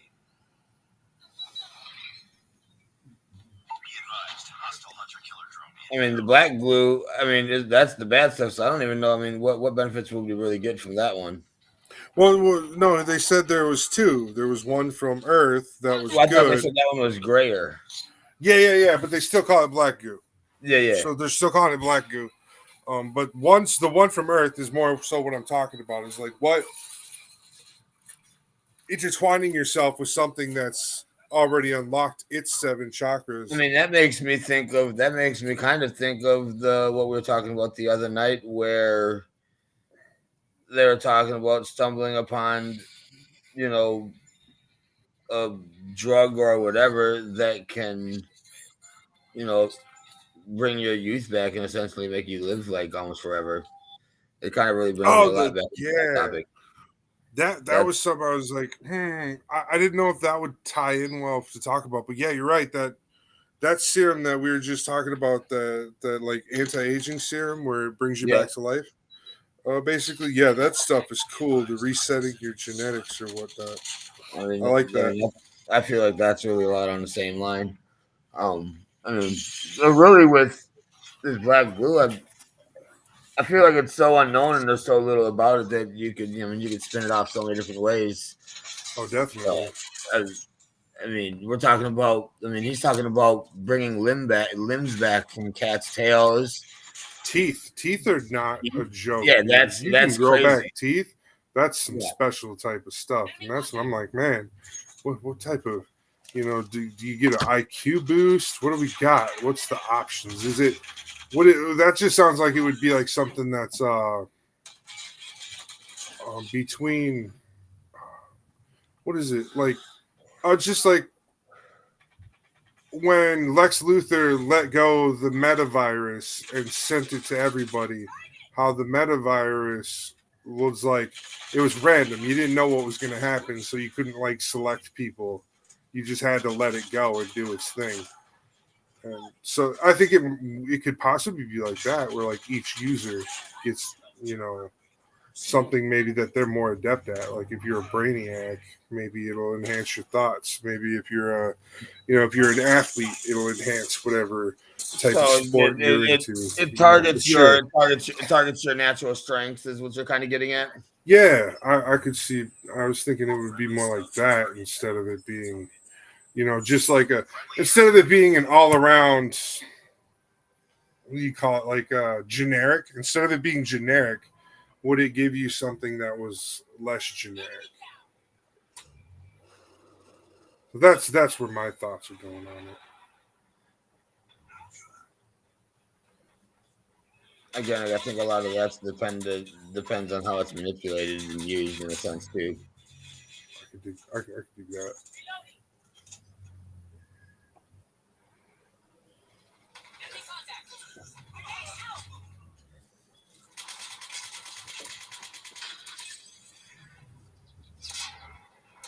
Dang it.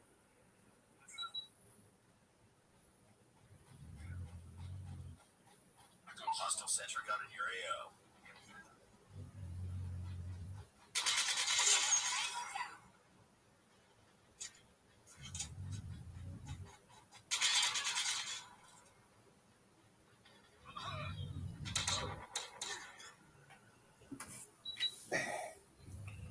Just all over the place on this map. Strike incoming. Be careful. Oh, come on. Enemy sentry gun has been destroyed. I'm running this match right now where this dude's running a bunch of mana stones and a paradox engine. Are you playing Magic? Yeah. Let me get I think I got one more round to do after this, and then I'll jump over on Magic.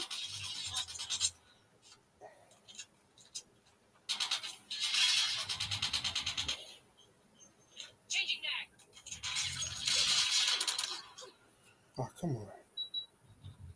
Oh, I lost. My teammates are going to lose. Jerks.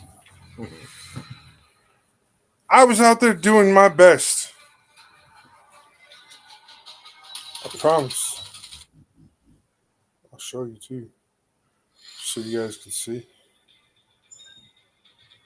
I was definitely not the slacker on this one. My KD, dude, I had the highest KD on my team. I had a 3.0. Had 15 kills. No, definitely not. So I wasn't the one slacking on the team. I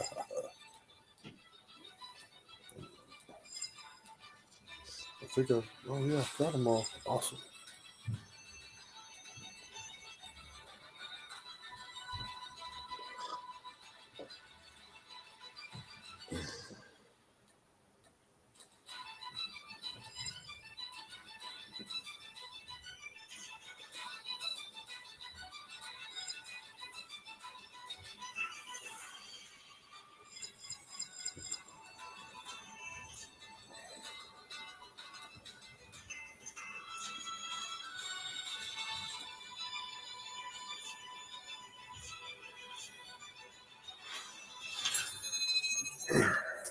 I got to get at least one W. I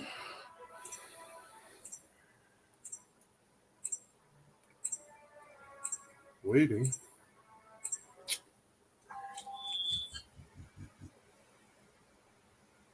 Terminal.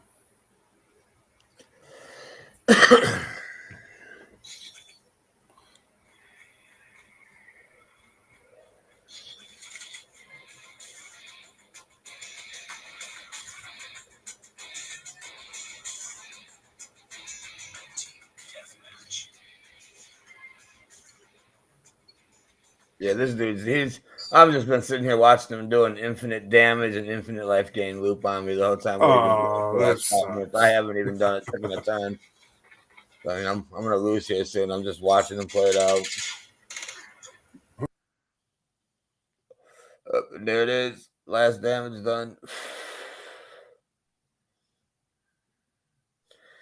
He's using the Clockmaster, and pretty much I'd have to look at the board to see all of his infinite loop, but between his Clockmaster, the Paradox Engine, him constantly making midnight clocks with the Clockmaster, and a couple other pieces, he just kept looping through continuously until he brought me to 0.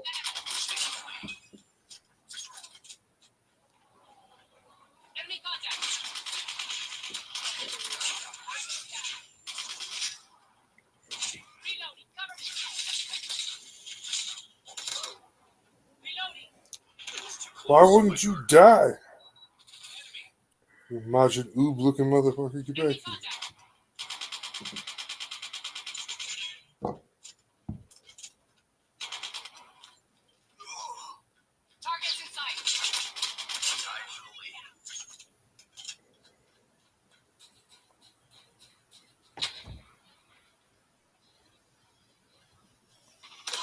Lost the lead. It's too close. Fight harder. Fight harder. Tied for the lead.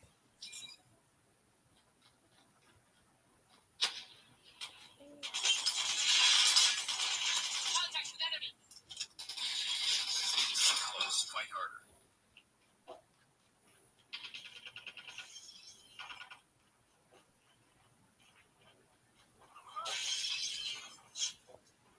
Enemy contact.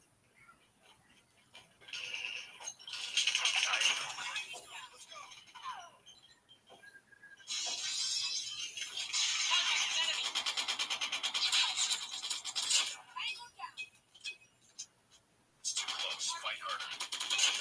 Reloading.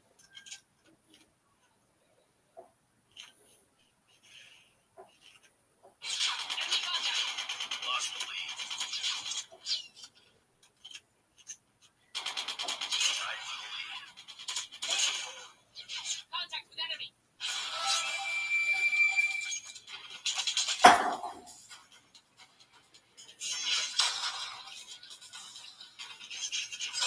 Stealth chopper awaiting orders. Contact with enemy. Heads up. Enemy UAV spotted. Advanced UAV is ready. Contact with enemy. Advanced UAV is online. Stealth chopper inbound. Contact with enemy. Friendly airstrike incoming. Enemy down. Contact with enemy.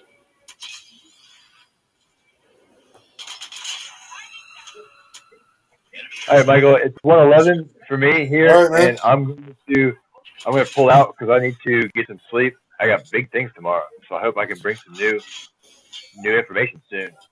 Awesome, buddy. Thanks for stopping in tonight. Awesome. It was a good show. Dude, that was some interesting stuff. Leprechaun, good to see you again, man, as always. Glad having you here. Glad I could be here. Everybody, love you.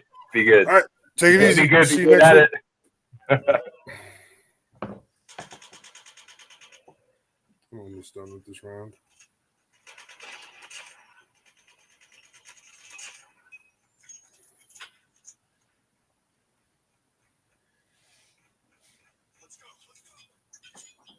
Grenade out.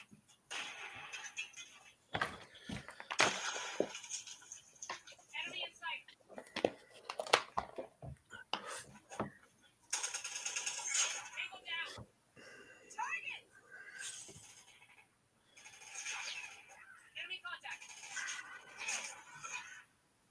Was that it? That was it. Yep. All right, I got one victory out of my rounds. There you go. I'm happy. Was I MVP? I was MVP as well.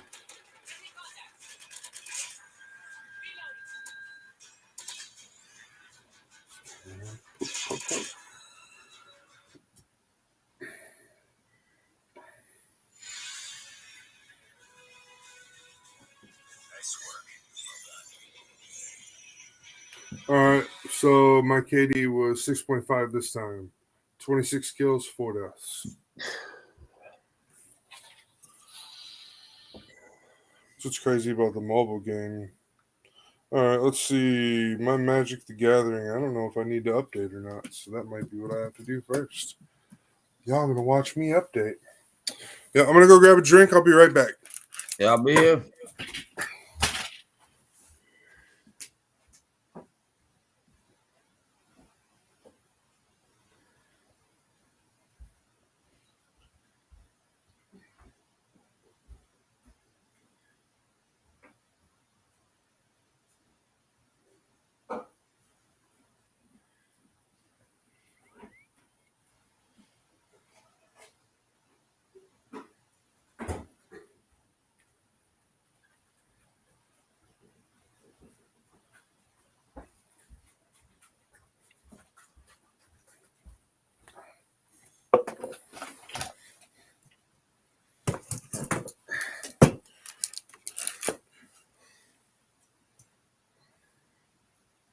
Yo, hold on. Y'all don't need to see that.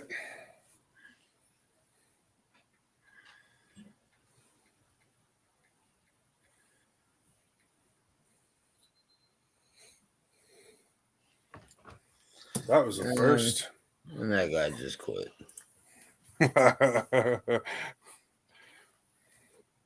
Oh, come on. This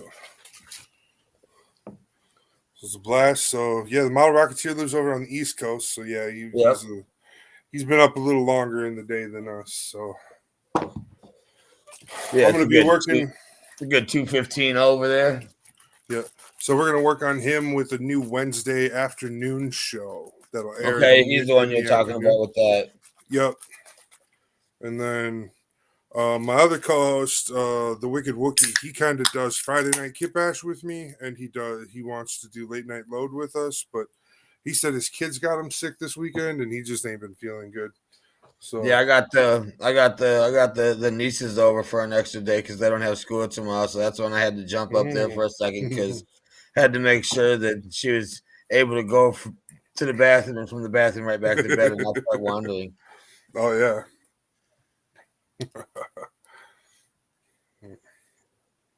All right. And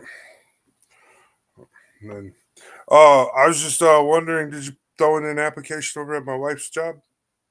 No, I did not. I would. Yeah. Hiring starting around 17 an hour. Yeah.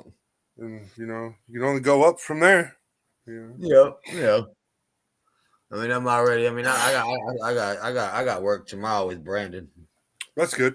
I mean, I'm glad you're already working and stuff, but I mean, unfortunately, I had already picked up work with him as what was supposed to be a side job to make extra money to get caught up. So next week was going to be my first work of working both jobs to try and get some extra income. And I mean, instead, it's just a fallback on now to at least have some income. But funny how that works out. Yep.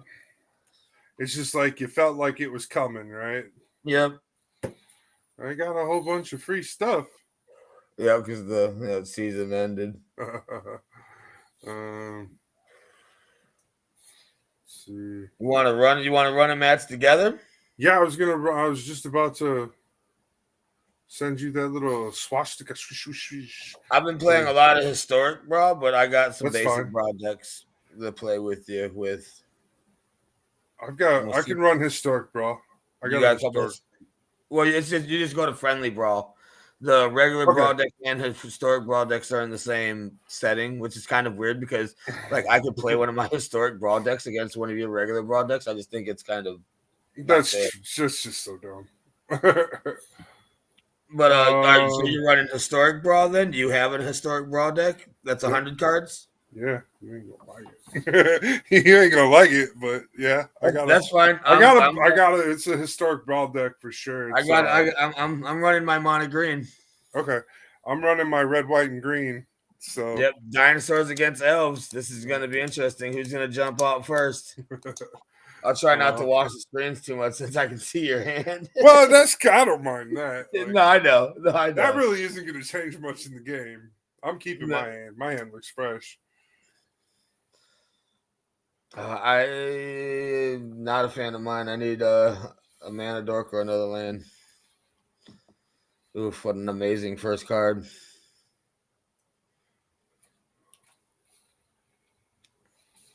I'm gonna have to cultivate for my red.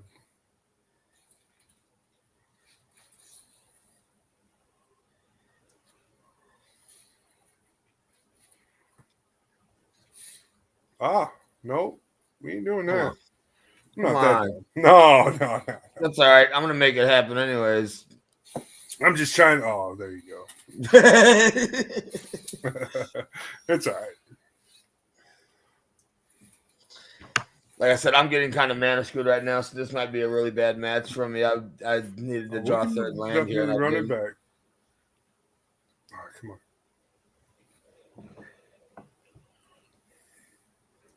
Yeah, because that dino deck is just mean. Oh, here we go. I can get myself started here now with my commander. All right. Now we're pretty much on equal footing then.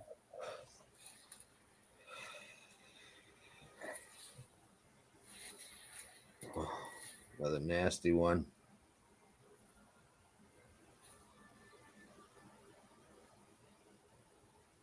Come on. So fidgety because I'm not holding the phone. So it's being all fidgety. I just being all lazy. I had it up on my phone stand and stuff. I also have that legendary creature deck or whatever. That same one you have. I have that deck too. It's a pretty savage deck. It's just, I mean, it's mean. My mobile version, I mean, I have a real version that's a little bit slower, but my mobile version is very quick. Yeah. It's very strongly based around 2 and 3 cost guys to just bring them out like crazy. Once I bring out my commander, my goal is to be playing 2 creatures, which is going to bring me 4 more legendary creatures, the very next turn. Right. Which then brings the commander up to being like a 9/9 at turn 6, plus, the boost that all the other creatures are getting. Appreciate that. Come on. You're welcome. I figured that would help you quite a bit. Oh, yeah.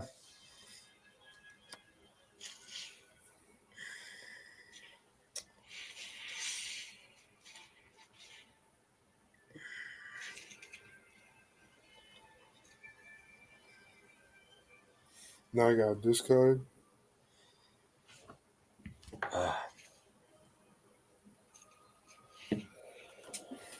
All right, so this is gonna get a little ridiculous, a little fast. Although not too fast. It might take another 2 turns, but it's gonna get interesting. What's gonna be the best move here?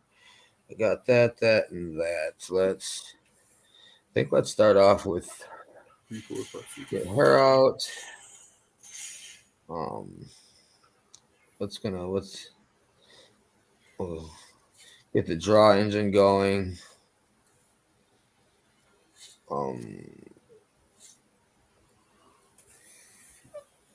That didn't make much sense, but whatever. And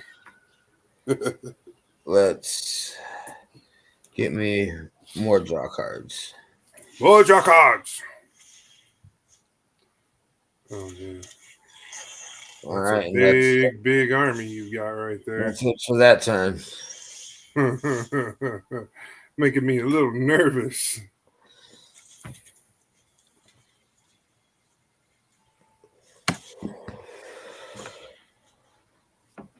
Scry, reveal top card library.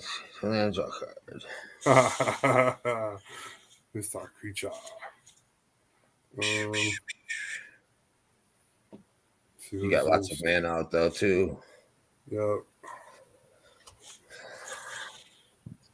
Attacking creatures get double strike. Absolutely disgusting. And what do we got here? Ooh. Rune of Might.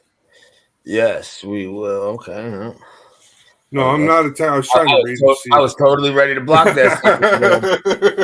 Tell you. So now that we got quite a bit out, I think we'll start there. We'll draw our cards, see what we get. Another land, don't care. All right, this is where I'm gonna fall into not an infinite combo, but a couple of infinite combos, I guess, actually. Oh, okay. Let's see what we'll go there.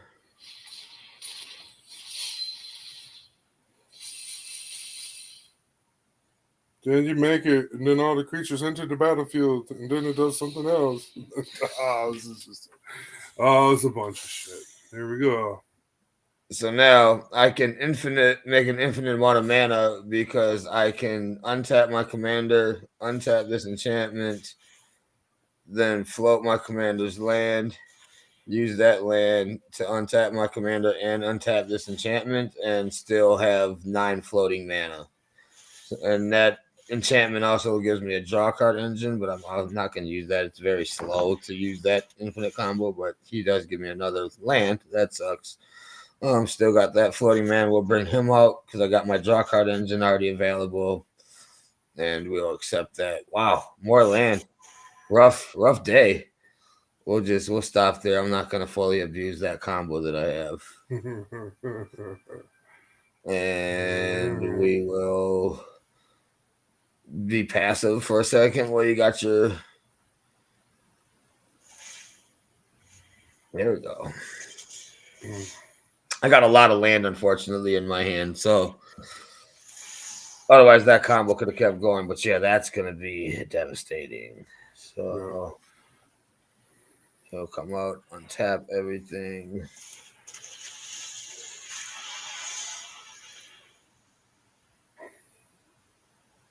It's so slow when it comes out, though. That's like super annoying.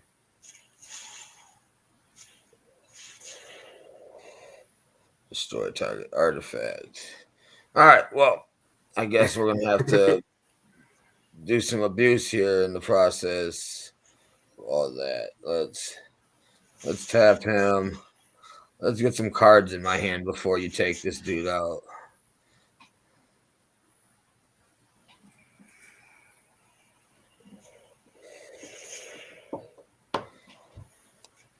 In response, we're gonna untap him.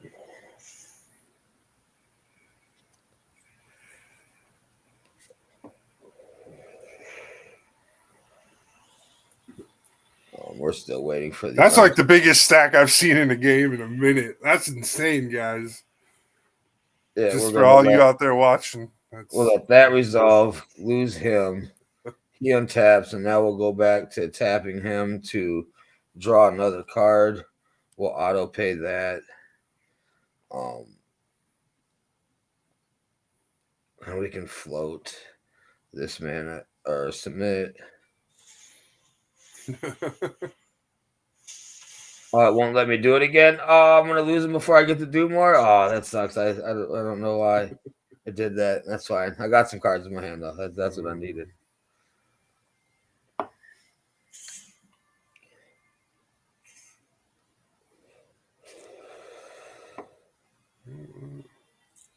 Okay, why not? He doesn't have trample. We'll lose it. We'll lose a token to that. More mana though. That's not what I want. All right, let's draw some cards. Oh, there it is. That's game. Oh no! Yeah, I'm not even gonna sugarcoat it. I'll just get him out here immediately, and we'll take action, draw the card, whatever, play him. Everybody gets massive, and we'll go into attack. That's gross. Well, there's nothing I can do about that. Yeah, No, I don't have an answer to that. This deck just is, oh damn, 136. You hit me for 136, 156 points there, Craig. That's insane. I mean, you know That I was a love good my game. elves. You know I Yeah, love was my good. elves. Oh yeah, definitely. This is what I do most of my recordings and playthroughs with when I'm Is doing your my elves? screen Okay. records. It's my Mono Green Elves. It's everybody runs control of one color or another. I have one board wipe in this deck and maybe one or two cards that allows me to destroy artifacts or enchantments. And other than that, I let other people do almost anything they want, and I just try to get my combos going with my creatures. Nice. Well, let's go right back into that. Let's do you want to do the 5-color versus the 5-color? Just see who pops off first. Sure. We'll see how little bit different mine is from yours too. Yeah. I haven't messed with mine in a while. So yeah, this will be interesting. Yeah. When he first came out, I was playing a ton of him. I thought he was great. I love, it was just a great way for me to build a deck here at home where I could take all these legendary creatures that are just sitting in my binders and give them a place. So yeah, I liked it a lot too. I thought yeah, it was super fun. Only thing is like I find myself, you got a mulligan for cards, for lands. You can't. you do. You want to start off very land heavy. I mulliganed here. I went from 3 to 3 in a mana stone, so I think that was a win. I think I'll personally. Yeah. Nice. So let's get rolling. I think just right off the bat with these two and.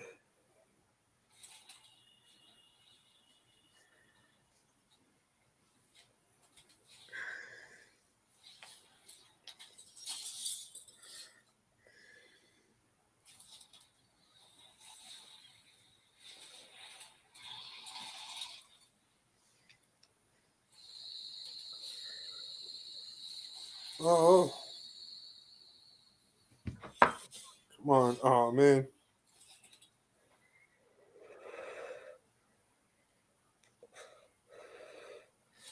I need to pull a green or a black mana source here this next hand, and I'll be able to bring them out and get it going.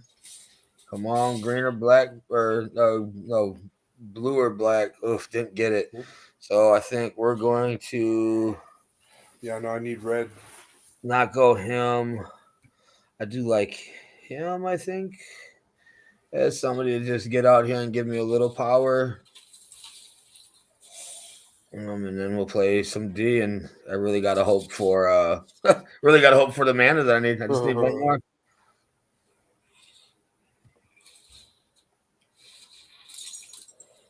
All right. You're still hurting on red or green.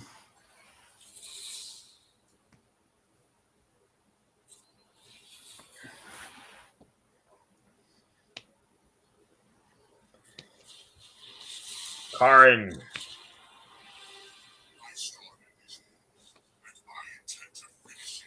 You still got the original Karin that I gave you, or did I give that to Josh? I got it. Yeah. What in the world? Did I push the wrong one? Oh, good. I appreciate that.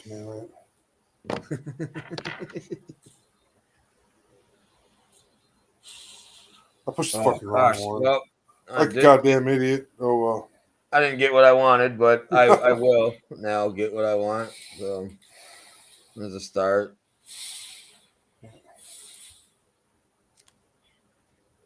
That's pretty cool.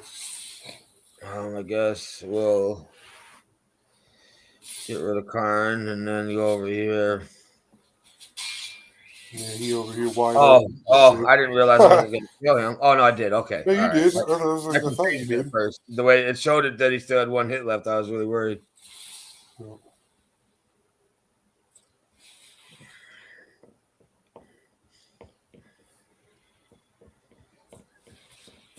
Yeah, there he is. Getting him out just one turn sooner is going to be huge. Yeah, go for it. Ooh, none. I don't have a single one lower than I don't 2. either. My smallest is 2. I'm right there with you. Still though, that one turn, you getting them out one turn earlier, that's usually the game breaker when these two go up Yep. against each other. Pretty much. That's how I've experienced when I play it. them, when I play them here this time, I'm not going to be able to do anything else with them. So you're going to have a whole nother free turn to just go nuts and build your people up. Let's see what you waiting on. Oh, I'm sorry. My bad. All right, yeah, we'll bring them out and bring them out. see Bring what's what. Maybe you got that guy on the field. That's cool. I guess for now we'll just bulk him up to make him a little beastly. And we'll pass turn, and at least I got a little defense here. But you're gonna bring out at least 2 more creatures that potentially, maybe 4 more. I don't know what you got. We'll see.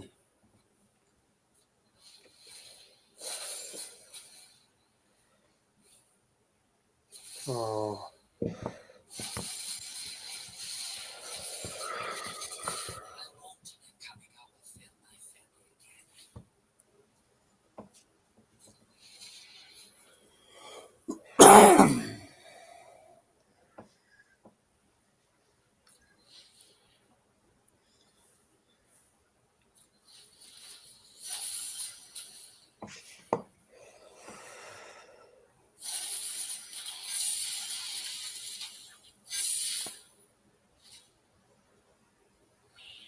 What the fuck was that? I don't want to do any of that.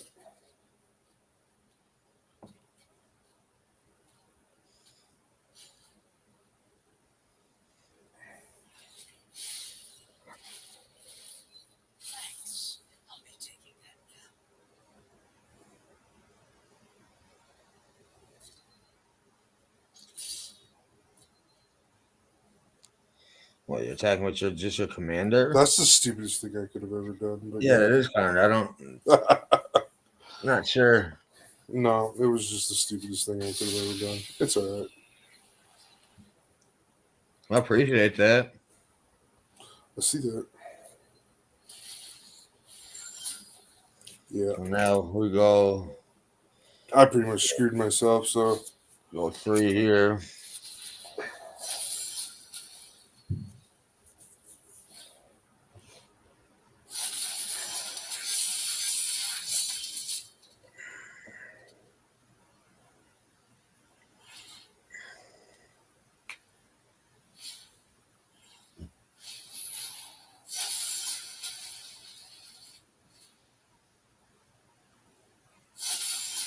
Love getting that shuffle in though.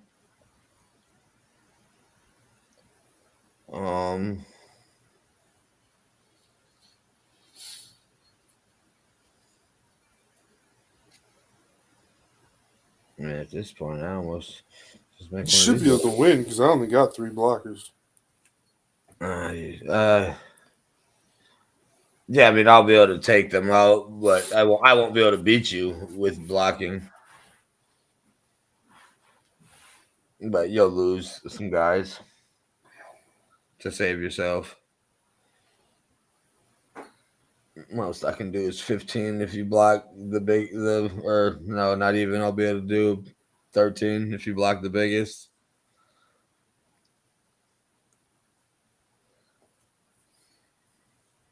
Still your turn. Oh, my bad. I was waiting on you to assign blockers.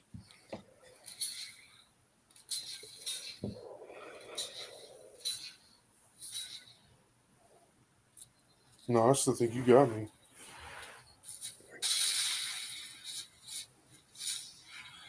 You should have. Ooh.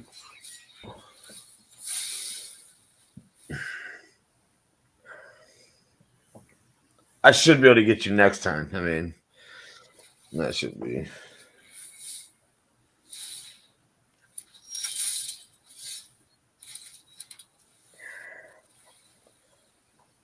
Yeah, because I screwed up. I even put my commander in the wrong spot. Oh, you didn't return him? No, I didn't return my That's an commander. amazing card, though. That card's so nasty.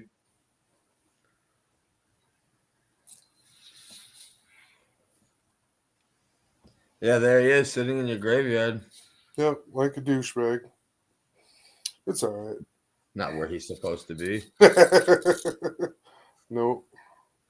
You want to go to your home? You don't want us home.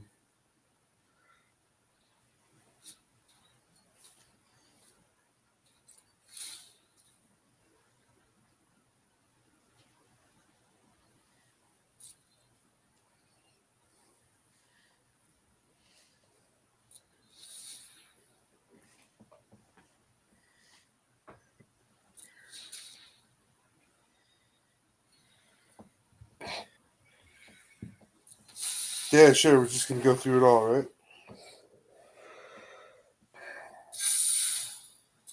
Yeah, there's nothing I can do. End turn. I'm wide open. Oops. Wait, cancel.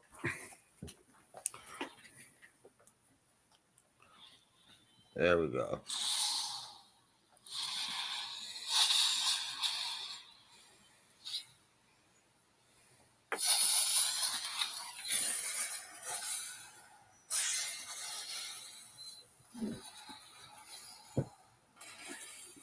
Ouch. That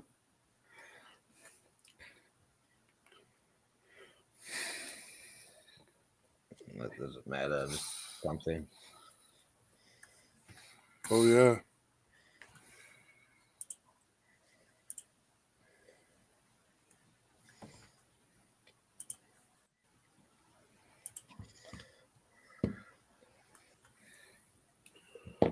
No. Might as well just end this one and reset with a different deck. Come on now, game. Finish calculating. Open up. It was just like, nah, we're just going to attack you once and be done with it. We're not even going to. That was awesome.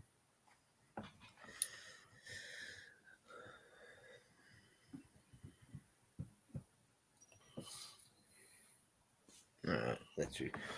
Send me the link. I will join, and then I'm gonna step away. But it'll just be for a second, so I'll be right back. Cool. I actually will.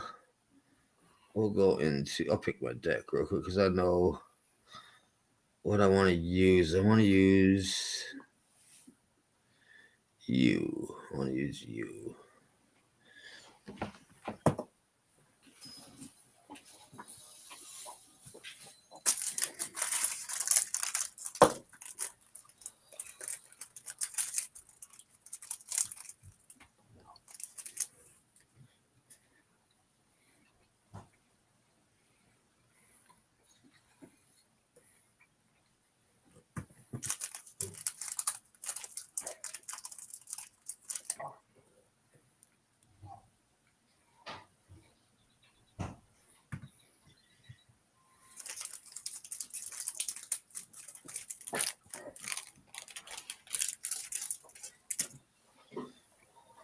So, I mean, you know me. Obviously, I love landfall, and one of my favorite color combo. Oh, this sucks. One of my favorite color combos is green and red. So this is one of my favorite decks on Arena. But when I got Josh's son DJ into this, the first deck I built him was around like this commander, and then he just kept really improving it, and I gave him some tips and stuff on some creatures and stuff to add, and he then turned it into a historic brawl deck. He kind of got me into doing the historic brawl because they took this commander out of standard and he wasn't able to use it anymore. Yeah. And so let's hold on. Yeah, why not? Because we got next one. So he kind of pushed me into playing Historic Brawl by building a Historic Brawl deck with this, and he eventually actually bought this commander, and he's built an actual deck with them, and it's a phenomenal deck. I mean, this dude's just so fun. I mean, this commander is just great. But yeah, he came over a week ago and he pulled it out and played it with me. I don't remember if he won the match or not, but it definitely got to play out really well for him, and it was a lot of fun to see and watch him play with it. Get this land out, and I think for right now our best bet is to just get more mana out. So that's what we're gonna do. So this deck I'm playing with is this weird blue and white creature deck. What's your commander? Pull him up. He's Yeah, Urza he's Lord fun. Protector. Yeah, Yep, so he's he's a lot fun of for fun. a commander, but it's not focused on him super. So it's like more like focused on my creatures being jerks. I mean his ability though, just the artifact instance and sorcery spells you cast costing one less alone is. I mean, even if you don't have a ton of those in there, it's beneficial. I gotta get my commander out. This is killing me. We have that. We're gonna save. So yeah, we're gonna have to do that number there. I suppose I could have played him first. It would have maybe helped a little. You got these flyers out though that I don't have anything in this deck to really fend over too much. So I got a little something, but not a lot.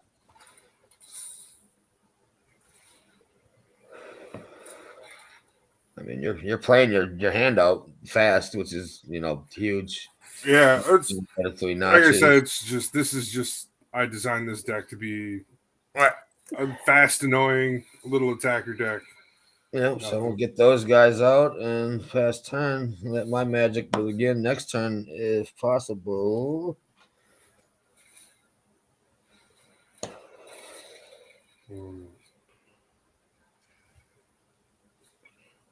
Graveyard.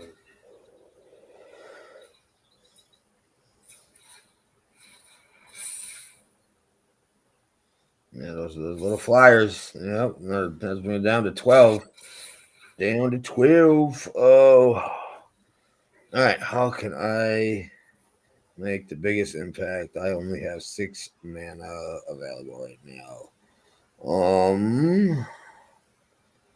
What's gonna be the best? I think I have to get him out. We'll do that. And then this turn, we'll just, much as I like saving that and being able to play 8, I think we're gonna have to just get that rolling right now. Trigger.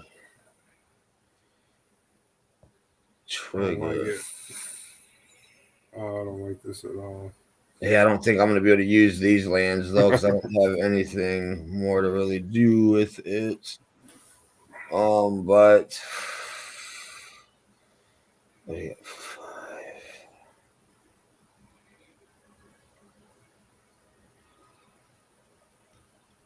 Gosh, because I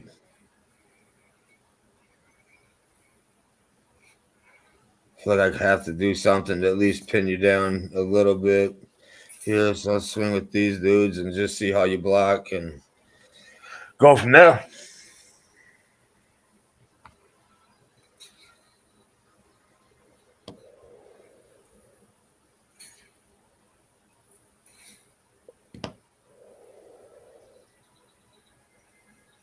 Trash. You like that?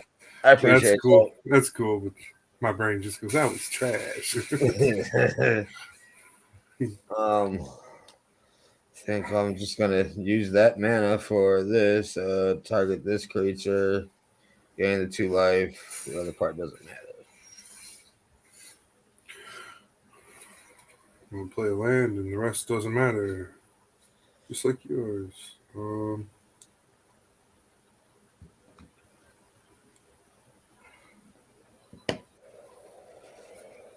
I don't. I don't think I have both of those, do I?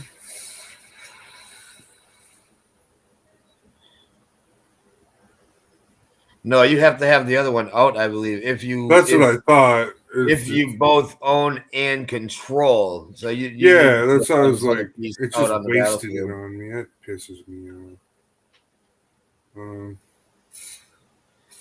Taking that 3 though. Hey, got to land. I like lands. Lands do things for me. Damn. What do we got? So we got 1, 5, 6, 7, 8, 9. Let's 10. I got 10. I think you can play like an overwhelm spell or something and kill me. I don't have an overwhelm, but we can do that. Get another one in my hand. Doesn't really help me this turn. It's a land. It's a land. But I mean, you got the same blockers, so we will still bring those guys. Oh.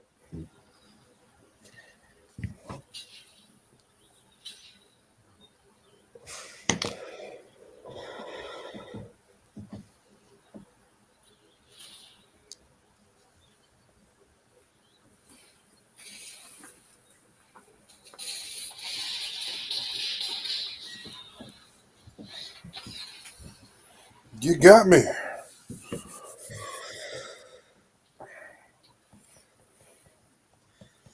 Again, me and you, we play very much the same. I mean, neither one of the decks that either one of us have played with have any control at all. We're just, it's not, I mean, not our play and style. and I'm sure you as well as me, I'm able to win with a lot of these decks, against people running heavy control and just outforce them. Like, go ahead, keep killing my creature. You're gonna run out of spells. I got draw engines, lands, and I'm going to keep bringing creatures out. Like, let's go, let's play. Exactly.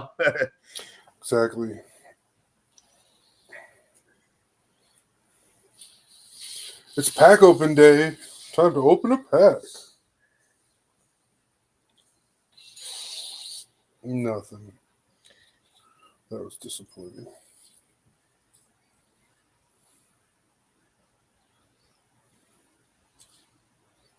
I have no clue what the hell that was about. So mostly in this game, I only play Brawl. It's either historic or regular. I don't really venture too much into the regular Magic anymore. No, I don't. To. I've built a couple of standard decks just to try and find something that I like to create footage for.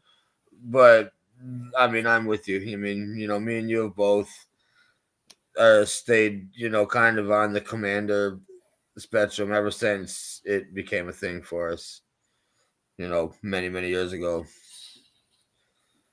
What do I want to use? Here we go. This one will be interesting. I'll run my Brawl Fairy deck. Okay. Oh, look at that color! Look at that color matchup. You were running Zara. Oh, okay, this will be fun. That was unplanned. I wasn't looking over at you at all to see what you picked. Let's go. Alrighty then. This is already looking interesting.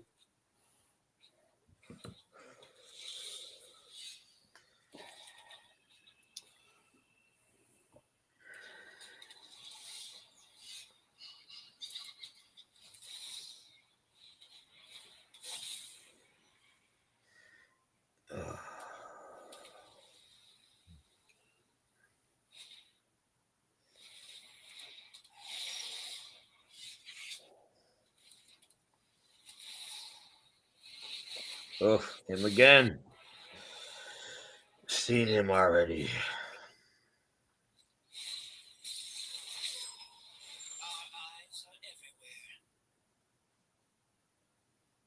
Oh, yeah, we will choose white with him. And then what do we want to do here?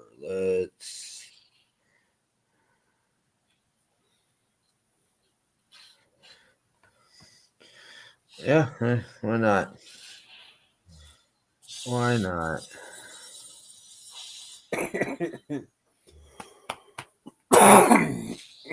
Mm-hmm. Interesting. Oh, that was silly. I could have took out your planeswalker. Stupid me. Moving too fast.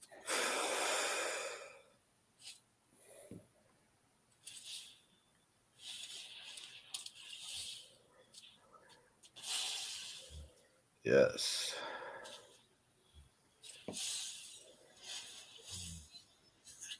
There's no secret I can't uncover.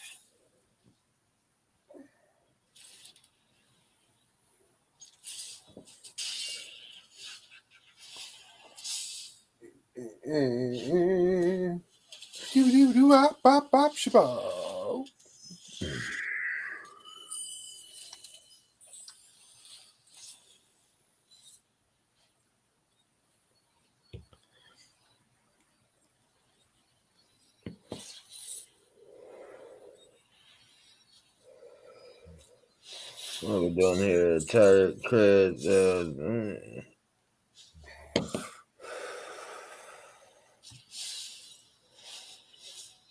Now this is a juicy secret.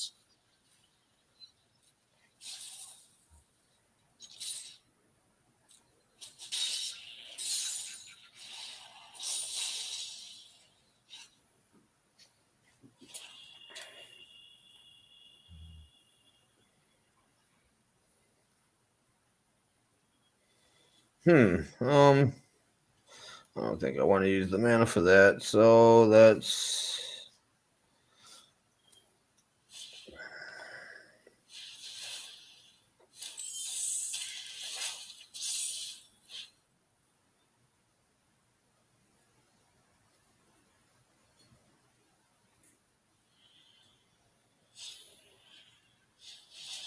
No.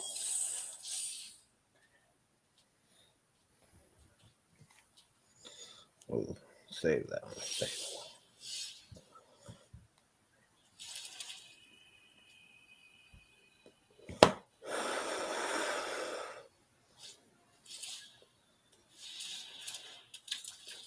Who do we have here?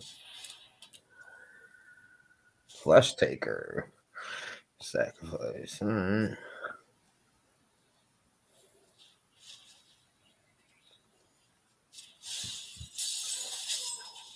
I got someone on the inside who can help.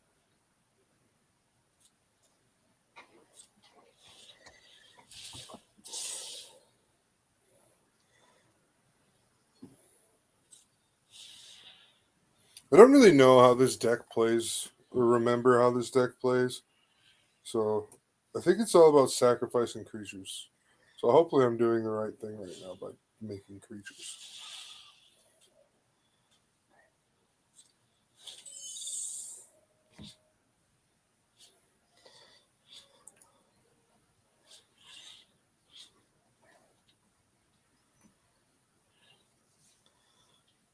Waiting on you? Sorry, my bad. I was reading a couple things. I was trying to make up my mind.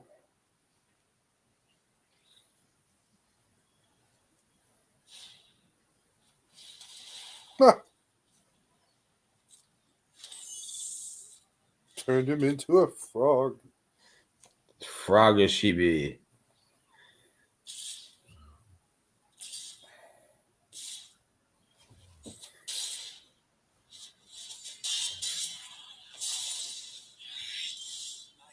My head wasn't in it.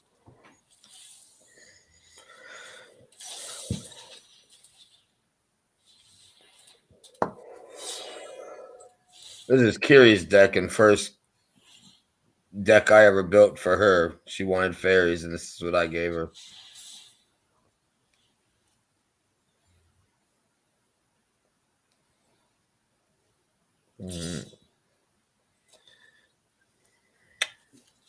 You can have that.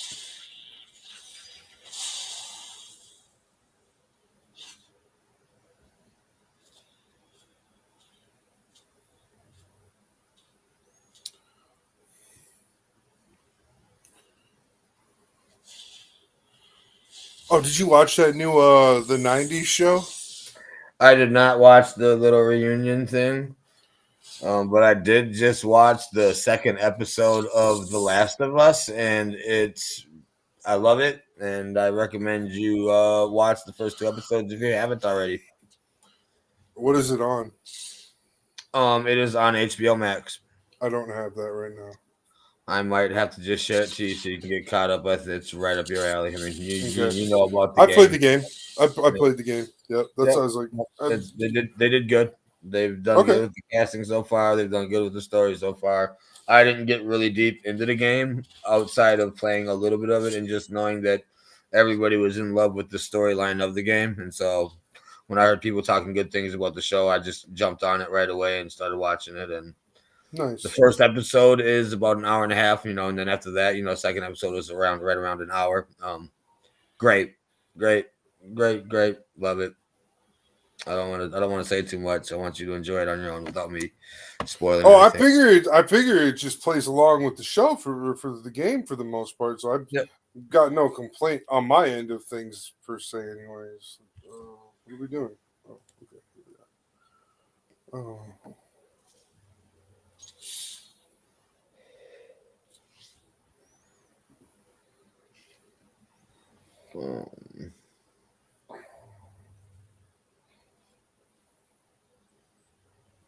Waiting on you.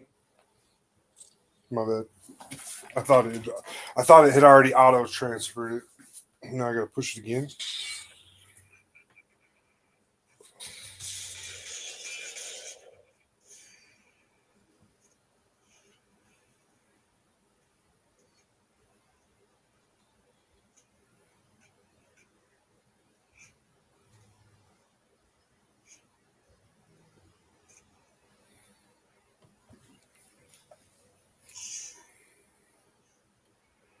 The weather light. The weather light.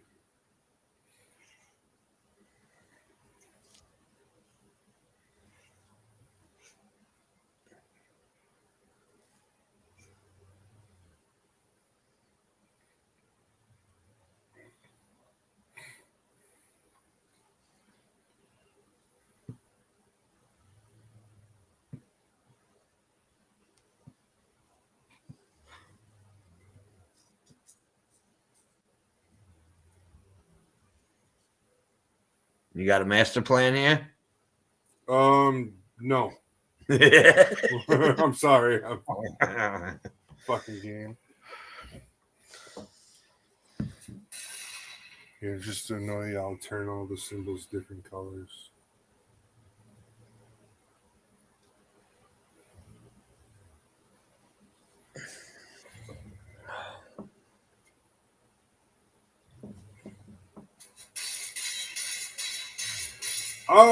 Oh, that hurt.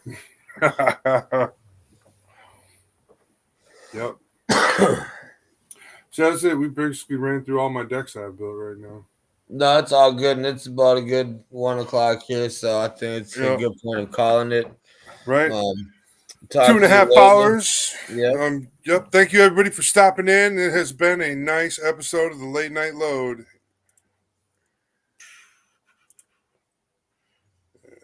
Yep, and yeah, we'll be back Tuesday. Awesome. Late Night Load.